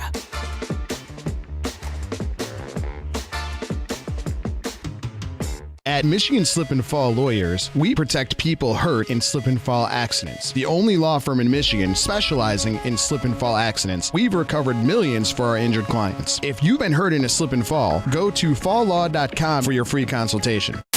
Listen to 97.1 The Ticket on the Odyssey, iHeartRadio, or TuneIn apps. Powered by the Galling Auto Group. Always there for you. That's the Galling difference. Text The Ticket now. Ticket text 248-539-9797. 97.1 The Ticket. It's Costa and Jensen with Heather. Detroit Pals Middle School Combine. Live from the Corner Ballpark. Presented by Michigan First Credit Union and Sam Bernstein Law on 97.1 The Ticket. Good morning. Sun's out. We're hanging out in Corktown, Michigan and Trumbull, downtown, right around the corner. We're hanging out in Detroit today. It's a beautiful day. It's perfect. And we're starting to see a lot of the kids show up, registering right now. Parents are filling up the stands, and we're going to watch some 40s. We'll watch some short shuttle. All the combine drills, they'll get all their numbers, and it's going to be a lot of fun to see them go through the process. We're going to have a heart-to-heart with Lions fans because you saw something. Mm-hmm. And then we're going to talk about quarterback rankings because, guys, it's the All-Star break. That's what happens. Rankings come out, and, quarterback rankings tend to be spicy, so we'll get to that in the 9 o'clock hour. I want to get to the phones. We were talking a little bit about Tigers in the second half and baseball, and we got Robert waiting patiently. Robert, good morning. Morning, guys. Love the show. This is complete overreaction. But last night's game, the Tigers hitters went 0 for 8 with, I think, 3 Ks. Mm-hmm. And the 2 Tigers pitchers combined for an ERA close to about 15, if my math is correct, maybe 14. And because of that, they will not make it past the ALDS. I say this completely tongue-in-cheek, as the overreaction by some casual fans that helicopter in when they start winning. Would love to hear your very serious take on this very, very small sample size instead of 100 games. So the division's canceled. We'll take the banners down. Yeah, we're just gonna cast aside every first half game except for the last 4, and we're gonna boil it down to the sample size of last night. Because again, you have to remember. We were going against the best of the best last night, which is what we will face in the playoffs. And so unless we trade for probably 2 or 3 bats and maybe an entire new rotation, we are, I don't know, man. If they don't add both Judge and Ohtani, I don't even know if they'll make the playoffs. I think you might be onto something here. And I also want Chapman, Bautista, and Bregman. Yeah, throw Bregman in too, sure. Yeah. And add in Suarez. And McGonigal, prospects are just prospects, guys. We've got to go all in and remake this entire lineup. What's funny is I'm sure some people were listening at first with you, and I'm happy that you took this where it needed to go because it's theater of the absurd to take these big swings after last night's game. I know, but there will be some. Oh no, we've had them. Robert. We had them before we even got to the All-Star game. It was the 4-game losing streak. It's being swept by Seattle, who is a good team. That's more indicative, and you don't have to make a big deal of that. But that's more indicative than Javi going 0 for 2 last night. No. Right. But we had those calls and texts from the jump today. Hey, All-Star game, what'd you think? And Robert. Yeah. I mean, to your chagrin and our chagrin. There are people who are going, a collapse is on. The second half's not going to go as well. This is where water finds its level. We're no good anyway. They're still winning this division, and if they take care of the deadline properly, they'll be every bit as good as anybody else for a World Series bid. outside of the Dodgers, but you get there and you find out what happens. And on a serious note, I agree with most people that follow the team. We do need a righty bat, and I do want 2 bullpen arms. And I now live in Baltimore, and I would say 2 weeks ago, I didn't want Bautista because he was crazy and wild and all that sort of stuff. If you look at his stats the last 15 appearances or so, 10 appearances, he's really dialed it in, and I think Baltimore is going to be a seller. So if you could only add one, if you're Scott Harris and you're only going to add either a reliever or a bat, which one do you think is most important? I think we need to add a reliever because our whiff rate and Benetti and Dirks have called this and everybody has said this. Their whiff rate I think is 30th out of the bullpen. It's terrible. And if you don't get swing and miss, guys are going to put the ball in play in the bullpen or in the postseason, and if they hit them where you ain't, I mean, all of a sudden you get BABIP'd or the soft contact ends up coming back to haunt you. Swing and miss is the king of the game in the postseason. Especially you are playing against the best bats, and so you're not going to get those guys at the bottom of the order that are hitting 185 on terrible teams. You're going to get hitters that know how to put the ball in play, and that's why we need. If I was going to be just only one, I would say a bullpen arm, a lights out bullpen arm. And I think you're right, though. The perfect deadline is 2 arms and a bat is the perfect deadline. Right. Now if we see the perfect deadline and who that bat is, what that bat is, it's not hard to improve on what Trey Sweeney has done. It's not hard to improve on what Parker Meadows is doing. So it could be just about anyone. We obviously want an impact bat, one that has some power. But I'm with most people now, and I think, Jim, you're on board. We need some help in the bullpen. Look, to beat the Dodgers, I want more oomph. But to get to the Dodgers, they're going to need bullpen help. Get there and see what happens. Yeah, and it's a matter of what's going to happen between now and the 31st. Don't have to wait. It could happen today. Could happen tomorrow. The sooner the better, but as long as it happens before the end of the month. All right, John, heart-to-heart with Lions fans. You saw, and this is from SeatGeek. Yeah. This is based on last year numbers? Yeah, average ticket price to get into a ball game last year. The low end, it cost $43 per ticket to go see the New Orleans Saints. Yeah. $48 per ticket to go see the Jacksonville Jaguars. That's on the low end. That's how much they have to pay Jacksonville fans to go to the games? No, they're not actually paying. This is what fans are willing to cough up. On the high end, the top 5, the Bears come in at 5 at $176 per ticket, $204 for the San Francisco 49ers, $224 for the Philadelphia Eagles fans, $243 for Vegas Raiders. I don't know. Okay. It's Vegas, whatever. And then the highest average ticket price to go see a football game in your home stadium last year was $254 for Detroit Lions fans. No surprise, and I think people hearing that are going to go, what? I paid 2 times that. I paid way more than that. That's the average, and even that feels light because we dealt with this last year. Yeah. So the heart-to-heart with Lions fans is like, is this how it's just going to be now? Like, do we hit a wall at any point where we see the prices flatten out? Because we saw it last year, 15 wins, pinch yourself. They keep finding ways to win even with the injuries. Now there's a little more doubt, right? There's a harder schedule. Many of those marquee games are on the road.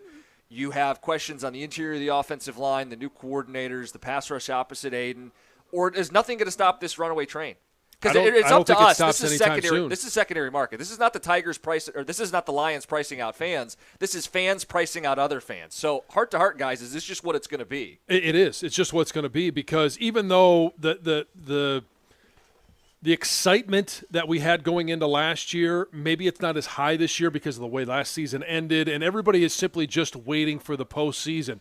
And we all believe that this is a team, the floor is that they're still in the postseason as a wild card or division winner. I'll save my money for a playoff ticket. I've seen all I can see in the regular season. I've watched division banners and division titles and 15 wins. No, because this is still a team that people expect or have Super Bowl aspirations for. Maybe they don't have the same odds as they had last year. Maybe the excitement's not there like it was last year at the beginning of the season. It's not as new as it was.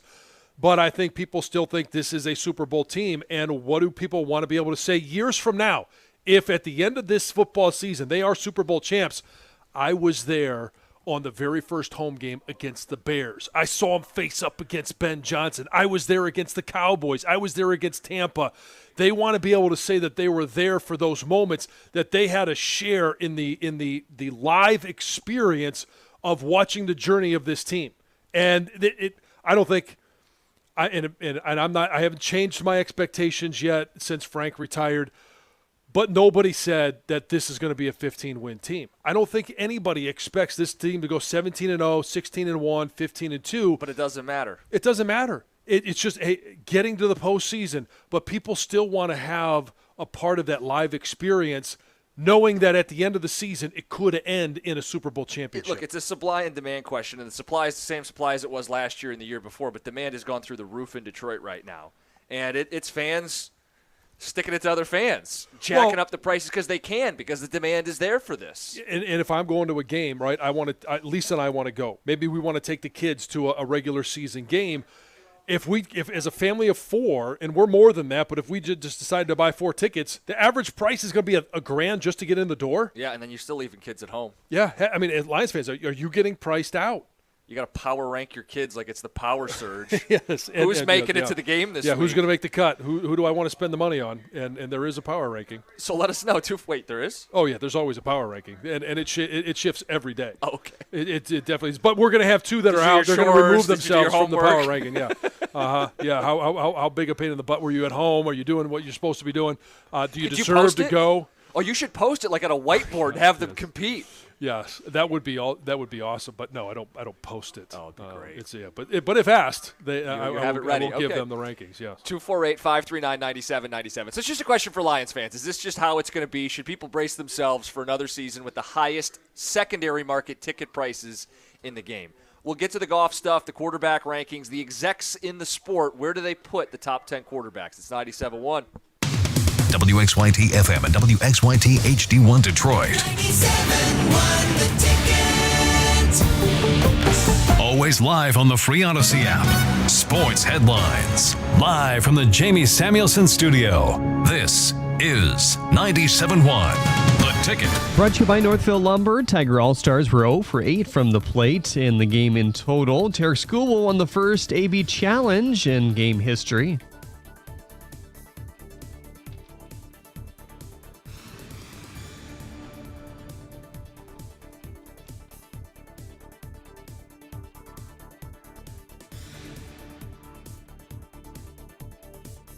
Skubal allowed 2 earned runs and 3 hits in his 1-inning outing overall. He did retire the last 3 batters he faced in the game as well. The game itself culminated in a swing-off featuring 3 homers by Kyle Schwarber. The Pistons lost to the Timberwolves 89-73. This year's second-round pick Chaz Lanier was 4 of 12 from 3. Ron Holland had a team-high 22 points as well. And the Jets have reportedly inked Sauce Gardner to a 4-year, $120 million extension that'll make him the highest-paid corner in league history. At the Corwell Health Sports Desk, I'm Jeremy Otto from Oregon at 97.1 The Ticket or Odyssey.com.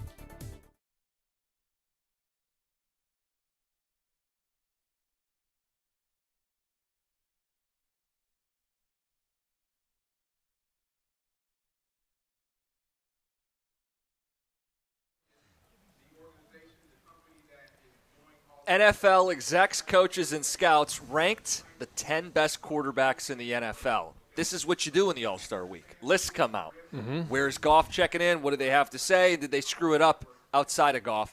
We'll get to that, but first the phones. Marcus in Detroit. You're on 97.1. Gentlemen, how you been? Good. Good. I didn't hear Heather. I just got on. I hope she's there. Tell her I said hello. We will let her know. I got season tickets this year, so I'm really excited about how much money I'm going to make. So are you a doctor and a lawyer at the same time? How did you afford season tickets? No. You know what? I'm gonna tell you exactly how much they cost. I'm a truck driver. I mean, I just, I splurge on the things I want, and Sure. I have to hold back on the things that I can't afford. It is what it is. Understood.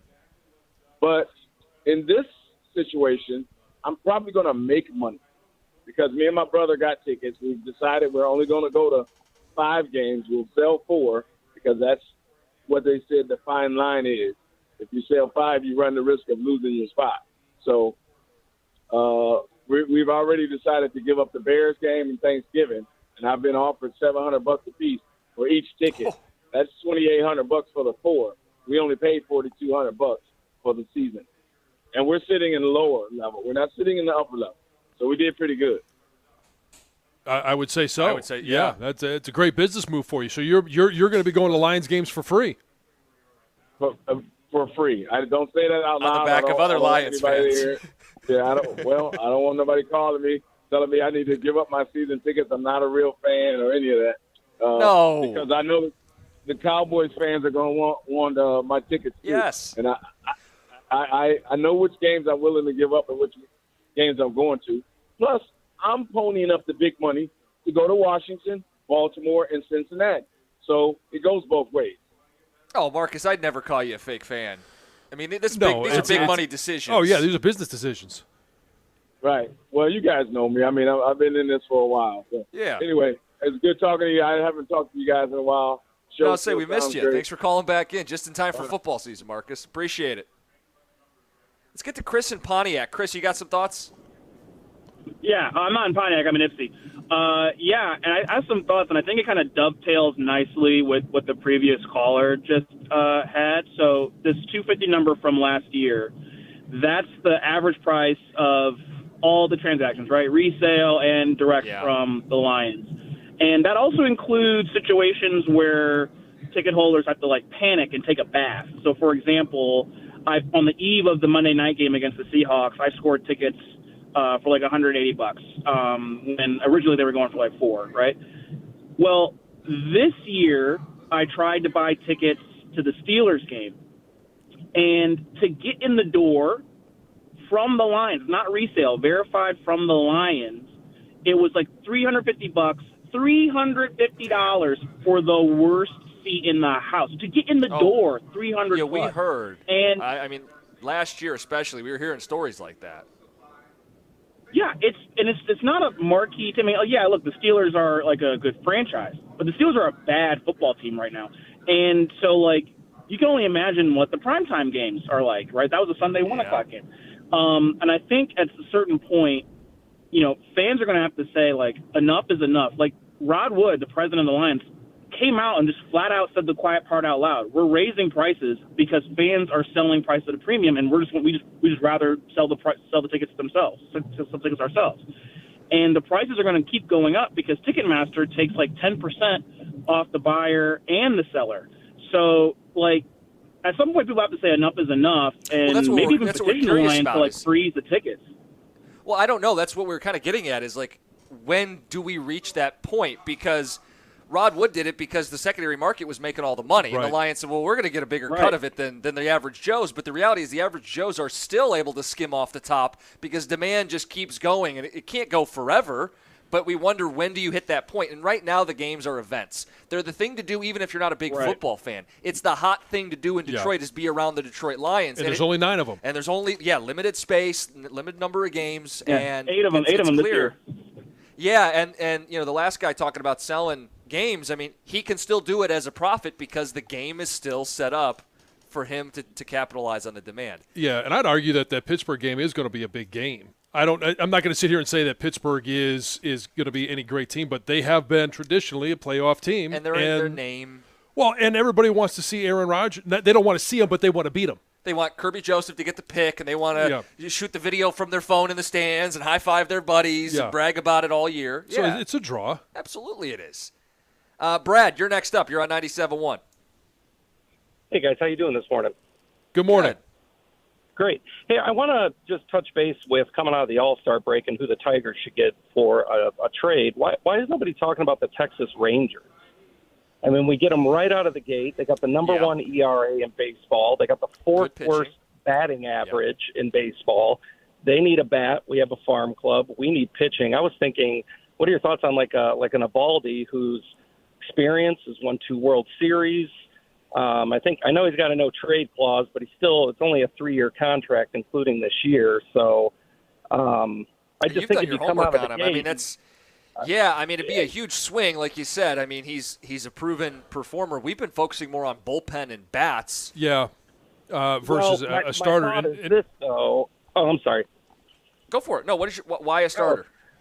Well, Flaherty's been so up and down. And everyone keeps talking about this 1-2 punch. Is it crazy to think come playoff time that your bullpen arm can really then become into a guy like Flaherty who did win a World Series, and maybe the pressure of not having to go 6 innings and move him into, a 3-inning stretch? Even Montero bumps him into the bullpen as well. They're going to do that. That's what postseason baseball's turned into is you don't see guys a third time through the order very rarely. Right, Yeah. I mean, if you're Skubal and he's in a groove, okay, that's one thing. But a lot of these guys are going to go 5-6, and you're going to turn it over to the bullpen. And in some cases, they may go 4, and you're going to turn it over to the bullpen. So that's why we've emphasized the bullpen more than the starting pitching.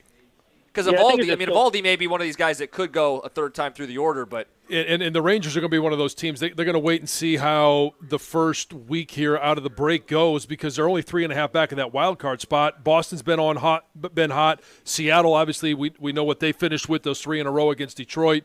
They're right at the cut line. There's a lot of teams that are still competitive, and I think they're going to see what the first 7 to 10 days look like coming out of the All-Star break. Yeah. Appreciate the phone call. I want to get this golf stuff in because we've been teasing it, and it is the season, right? This is list season. This is the All-Star break in baseball, the anticipation of the NFL right around the corner. ESPN does this with execs, coaches, and scouts. They don't just have Stephen A. Smith rank them. Right. They talk to people in the game. And I would normally do a list in descending order. You go 10 to 1. Right. But I'm going to do it the reverse because there's no drama at the top. Patrick Mahomes is once again the number 1 quarterback in the NFL. No surprise there. Number 2 is Josh Allen. He's the league MVP. No one's going to fight about that.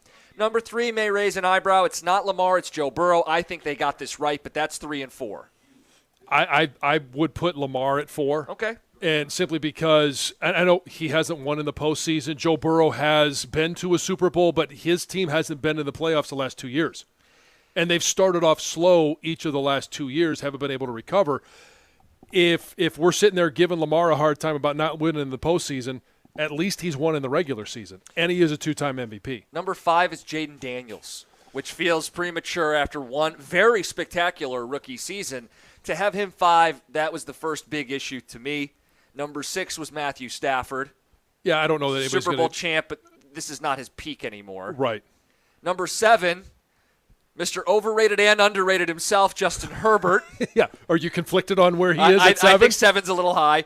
Number 8 is... Oh, but if they put him at 9, he's a little low? They bump him up to 8. Jared Goff is number 8. Number 9 is Jalen Hurts, and number 10 is Baker Mayfield. Jalen Hurts at 9 is actually the biggest disrespect to me.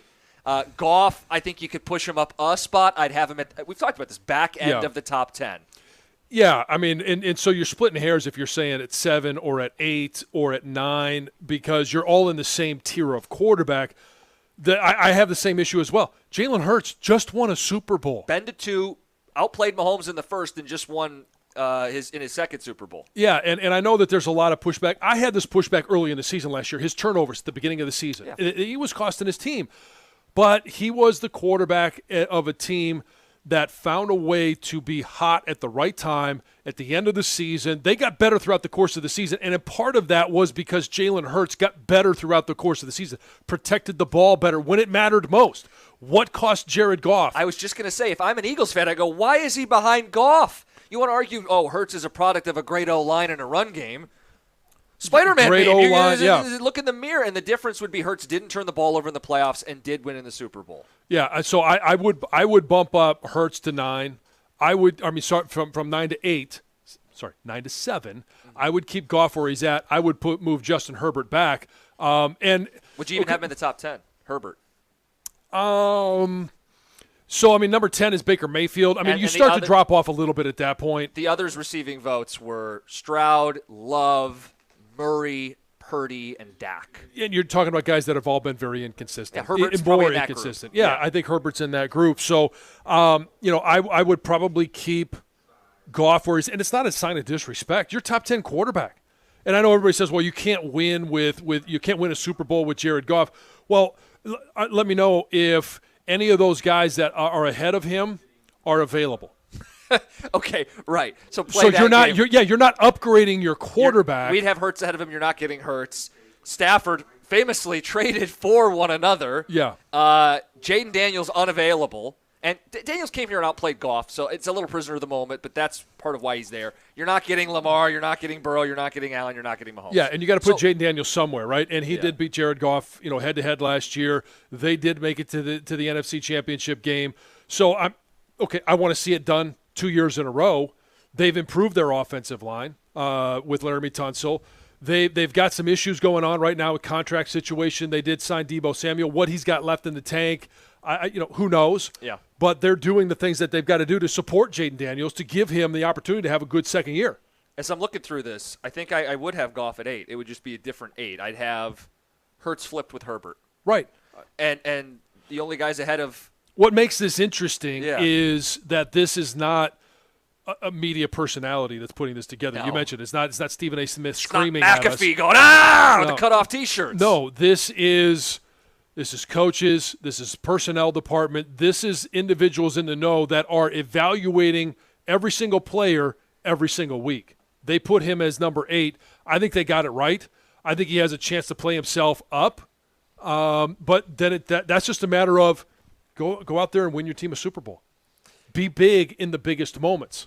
And he had in 2 years ago, he was big in big moments. He was big in that San Francisco NFC Championship game, put the ball where it needed to be. How about the Rams game, the first playoff game at Ford Field, where he thread the needle to Sam Laporta in the red zone? Yeah. I mean, big-time throws to get them there. So it really just is a matter of you've got to go out there, you got to win the big one, and make it happen when it matters most. Yeah, and you can't have the turnover fest that we watched last year at Ford Field. Look, they call him one of the game's best pure passers. An NFC defensive coach had to say, probably one that had to face him a year ago. Yes. Your thoughts on that? Where Goff checks in, it's 97.1. Hey, we're in the middle of summer, so don't wait. Whatever you need, call the team at Mastercraft Heating, Cooling, Plumbing, and Electrical. They take care of my house. They'll do the same for yours. Upgrade your system now, and you can save up to $1,000. All you got to do is call for details. You can also schedule a free in-home estimate. There's no obligation. You'll find out what it costs. And like I said, $1,000 off right now if you want to make that upgrade. Same-day service is available. All you have to do is call before noon, so get on the phone if you need it today. If you want more information, you can find it online at mastercraftheating.com. That's mastercraftheating.com.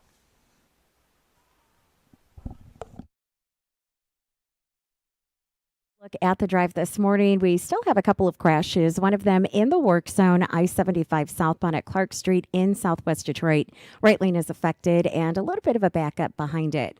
Another crash clearing from the left shoulder, also in the work zone, M14 eastbound just after Beck Road. In Clinton Township, Utica Road closed long term. This is going on between Metro Parkway and Hayes through December. You'll find Hayes north of Utica closed and detours are posted. I'm Michelle Pena with traffic.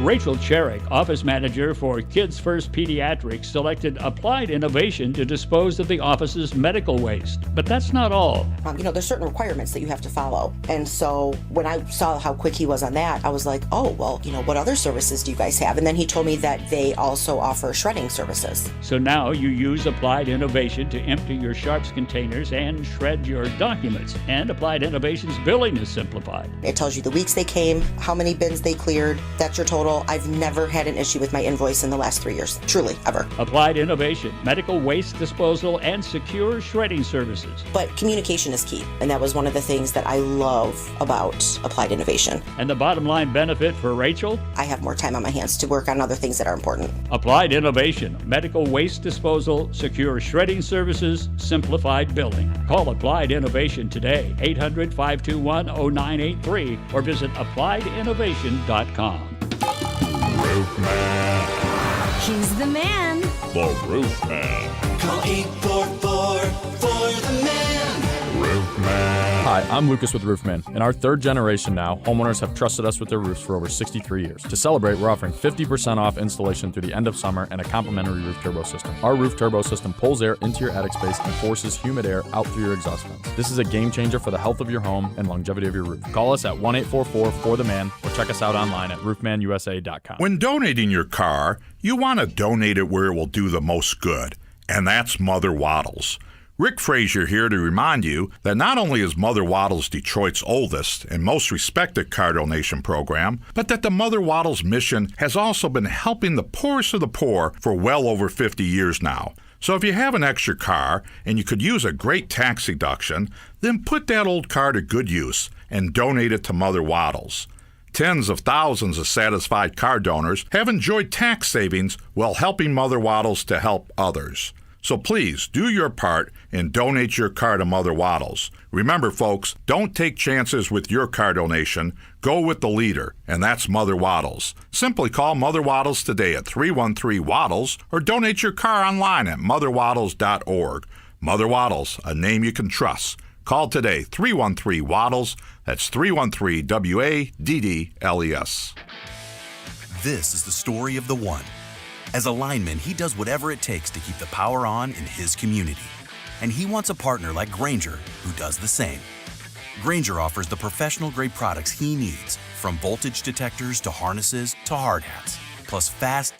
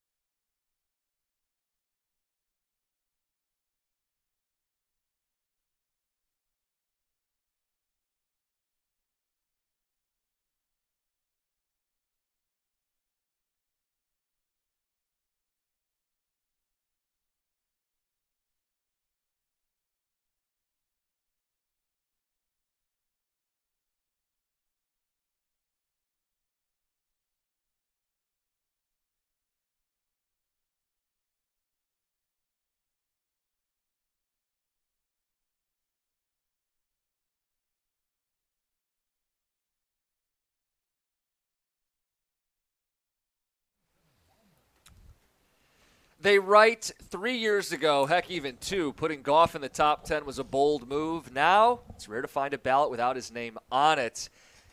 Execs, coaches, they put him number 8 among all quarterbacks in the NFL. We gave you the top 10. Wanted to know if he slotted right. John and I said, yes, he is in the top 10. He's in the back half of the top 10. You can win with him, but he cannot turn the ball over. He's just not the difference maker that we all know Mahomes and Allen and Burrow and Lamar are. But he is in that next tier. Let's get to the phones. We got Greg waiting. You're on 97.1. Oh, my gosh, you guys are making me lose my mind. Jared Goff is a top 5 quarterback.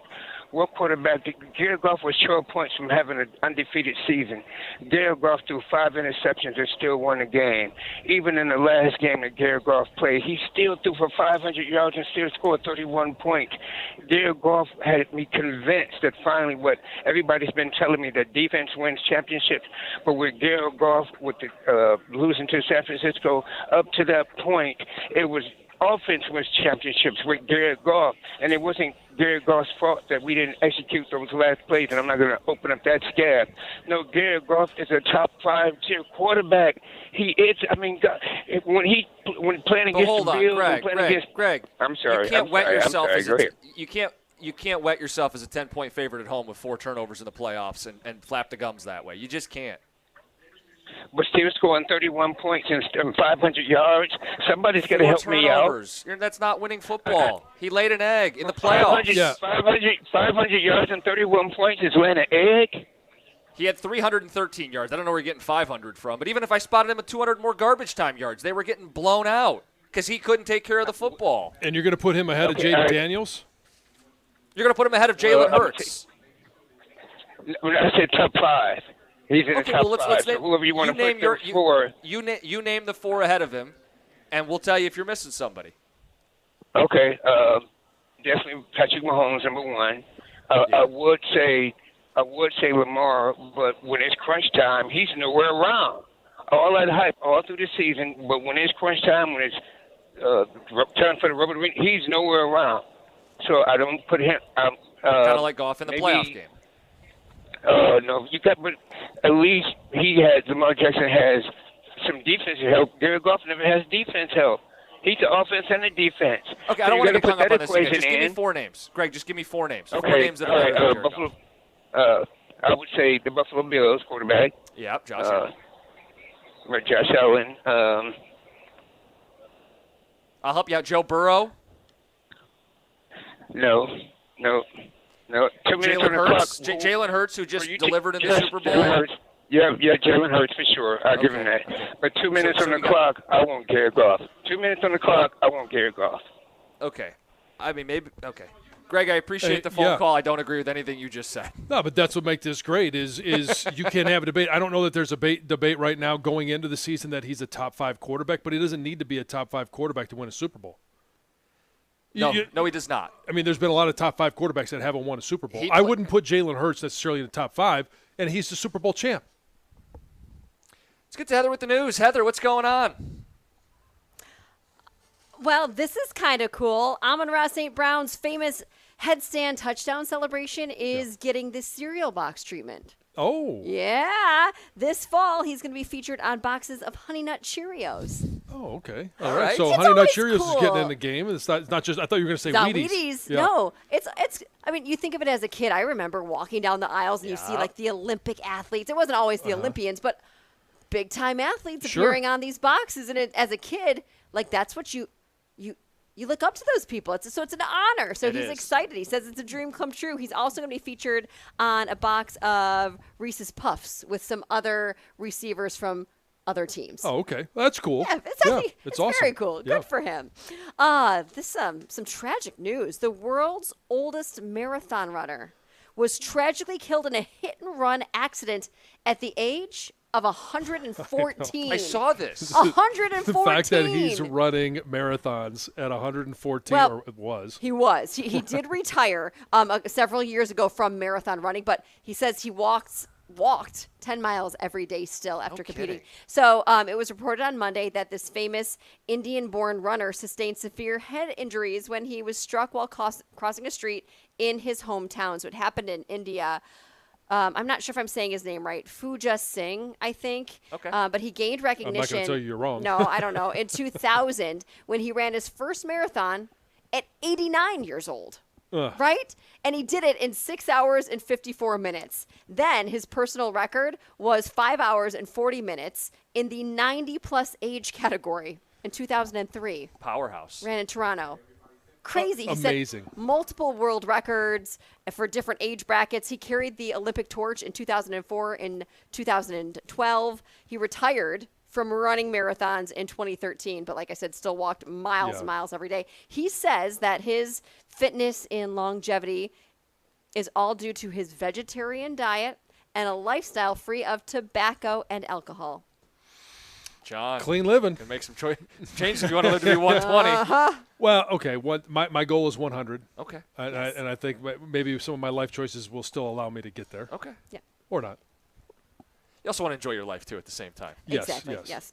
I mean, it sounds like he was enjoying I'm not his saying life, he didn't, but I think for a lot of people, cutting out stuff that they enjoy. Is it worth cutting out living? a big old juicy ribeye? Yeah. I'll shave a couple years. Yep.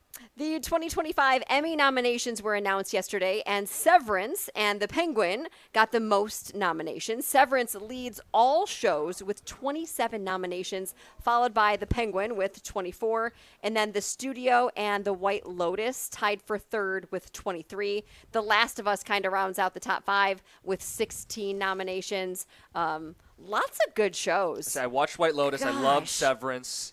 I didn't see Penguin. What is that? I didn't see The Penguin. I'm not familiar with that one. And Studio, is that with Seth Rogen? I never got into that. I didn't get into that one. Did you watch The Last of Us at all? No. I did That's the sappy, first, isn't it? No. Am I thinking of something else? What is The Last of Us? I watched the first season of The Last of Us. Isn't that when? Oh my gosh, I watched the whole season, and that's with Pedro Pascal. Oh no, I'm thinking of something else. Yeah, it's not Sappy. Not You're at all. thinking of No. This Is Us. I think I've heard of some of these. Yeah, I'm thinking of This Is Us. with Mandy Moore. Yeah, No, not that. Completely different show. But lots of great shows, good actors nominated. So cool to check out. This is kind of cool. A rare medieval sword was discovered unexpectedly by a construction worker in the Netherlands. And what's so cool about this is Your like people.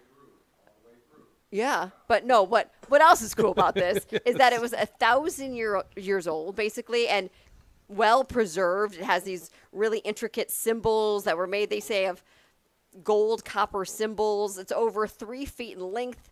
Dates back to 1050 to 1150 AD. Pretty darn that would be incredible. awesome to find something like that. Couldn't believe it. Obviously, they were just doing like routine maintenance work, Yeah. dredging work, and what's this? Oh, pops but a a sword. So it's Yeah. now on display in a Dutch museum, which is pretty neat. Uno. Everyone knows the card game Uno. Oh, I Most saw Uno. this headline. Yeah, coming to Vegas. Sort of, right? So there is a social club for Uno that's coming to the Palms Casino Resort in Vegas. It's going to be this luxury suite themed after the popular card game Uno. It's going to feature, obviously, Uno gaming. But there's going to be food and drinks and bowling, they say, pool, and other awesomeness. Mattel, who makes the Yes. game Uno, says that this social club, you're going to see more of them pop up, I'm guessing, around Vegas or maybe other places, was created to reimagine what game night can be, to bring people together for real-world fun, connection, and a bit of friendly competition. So it sounds really, it's not So going they're to not be a gonna be- casino game yet. It's not no money involved. This is friendly competition. That's what it Well, it's sounds Vegas. There's always like. gonna be There's money gonna be some involved. betting, but it sounds like Then it's not friendly it's competition. more for fun, for social media, No, it's for not. It's bringing all people together. fun But and games till you get another draw 4 slapped on your lap. Yeah. Skip. reverse back to you. Reverse back to you. You got $1,000 on his hand and you get skipped 3 times in a row. What are the official rules? Can you, if you get a draw 2, Yeah. can you put another draw 2 so then the next person has to draw 4? That's not how we play. I know, but that is somehow But some people play. do, Yeah, you tweak the rules. So there's going to have to be some official rule clarification. Now, when you do that, is it double draw 2s, it turns into a 4, or it stays 2? No, I it think stays. It goes Okay, to but a it 4. just passed. Oh, okay. Yeah. Because you could change colors that way. Yes. Strategy. It's a fun game. It's a Yes, fun it game is. that everybody knows and loves. So. Yes. It's Heather with the news. Dear John is next. It's 97.1. Hey, you guys. Verizon thought of a lot of different ways they could show their appreciation to active military members and veterans, like rolling out the red carpet, providing a personal marching band, or throwing a bumping shindig. Well, at Verizon, they're doing all of that in the form of special military discounts. That's why they're giving military and veteran families mobile plans with the military discount, starting at just $25 per line per month for 4 lines on unlimited welcome, with autopay plus taxes and fees, plus a 3-year price lock guarantee excluding taxes and fees. Think of it as their way of flying a squadron of jets overhead while launching fireworks. Now that's what I call a celebration. Visit your local Detroit Verizon store to learn more. Discount for personal lines only for military and veterans. Approved verification documents required. $30 per line per month for 4 lines. Less $20 account discount. Autopay and paper-free billing required.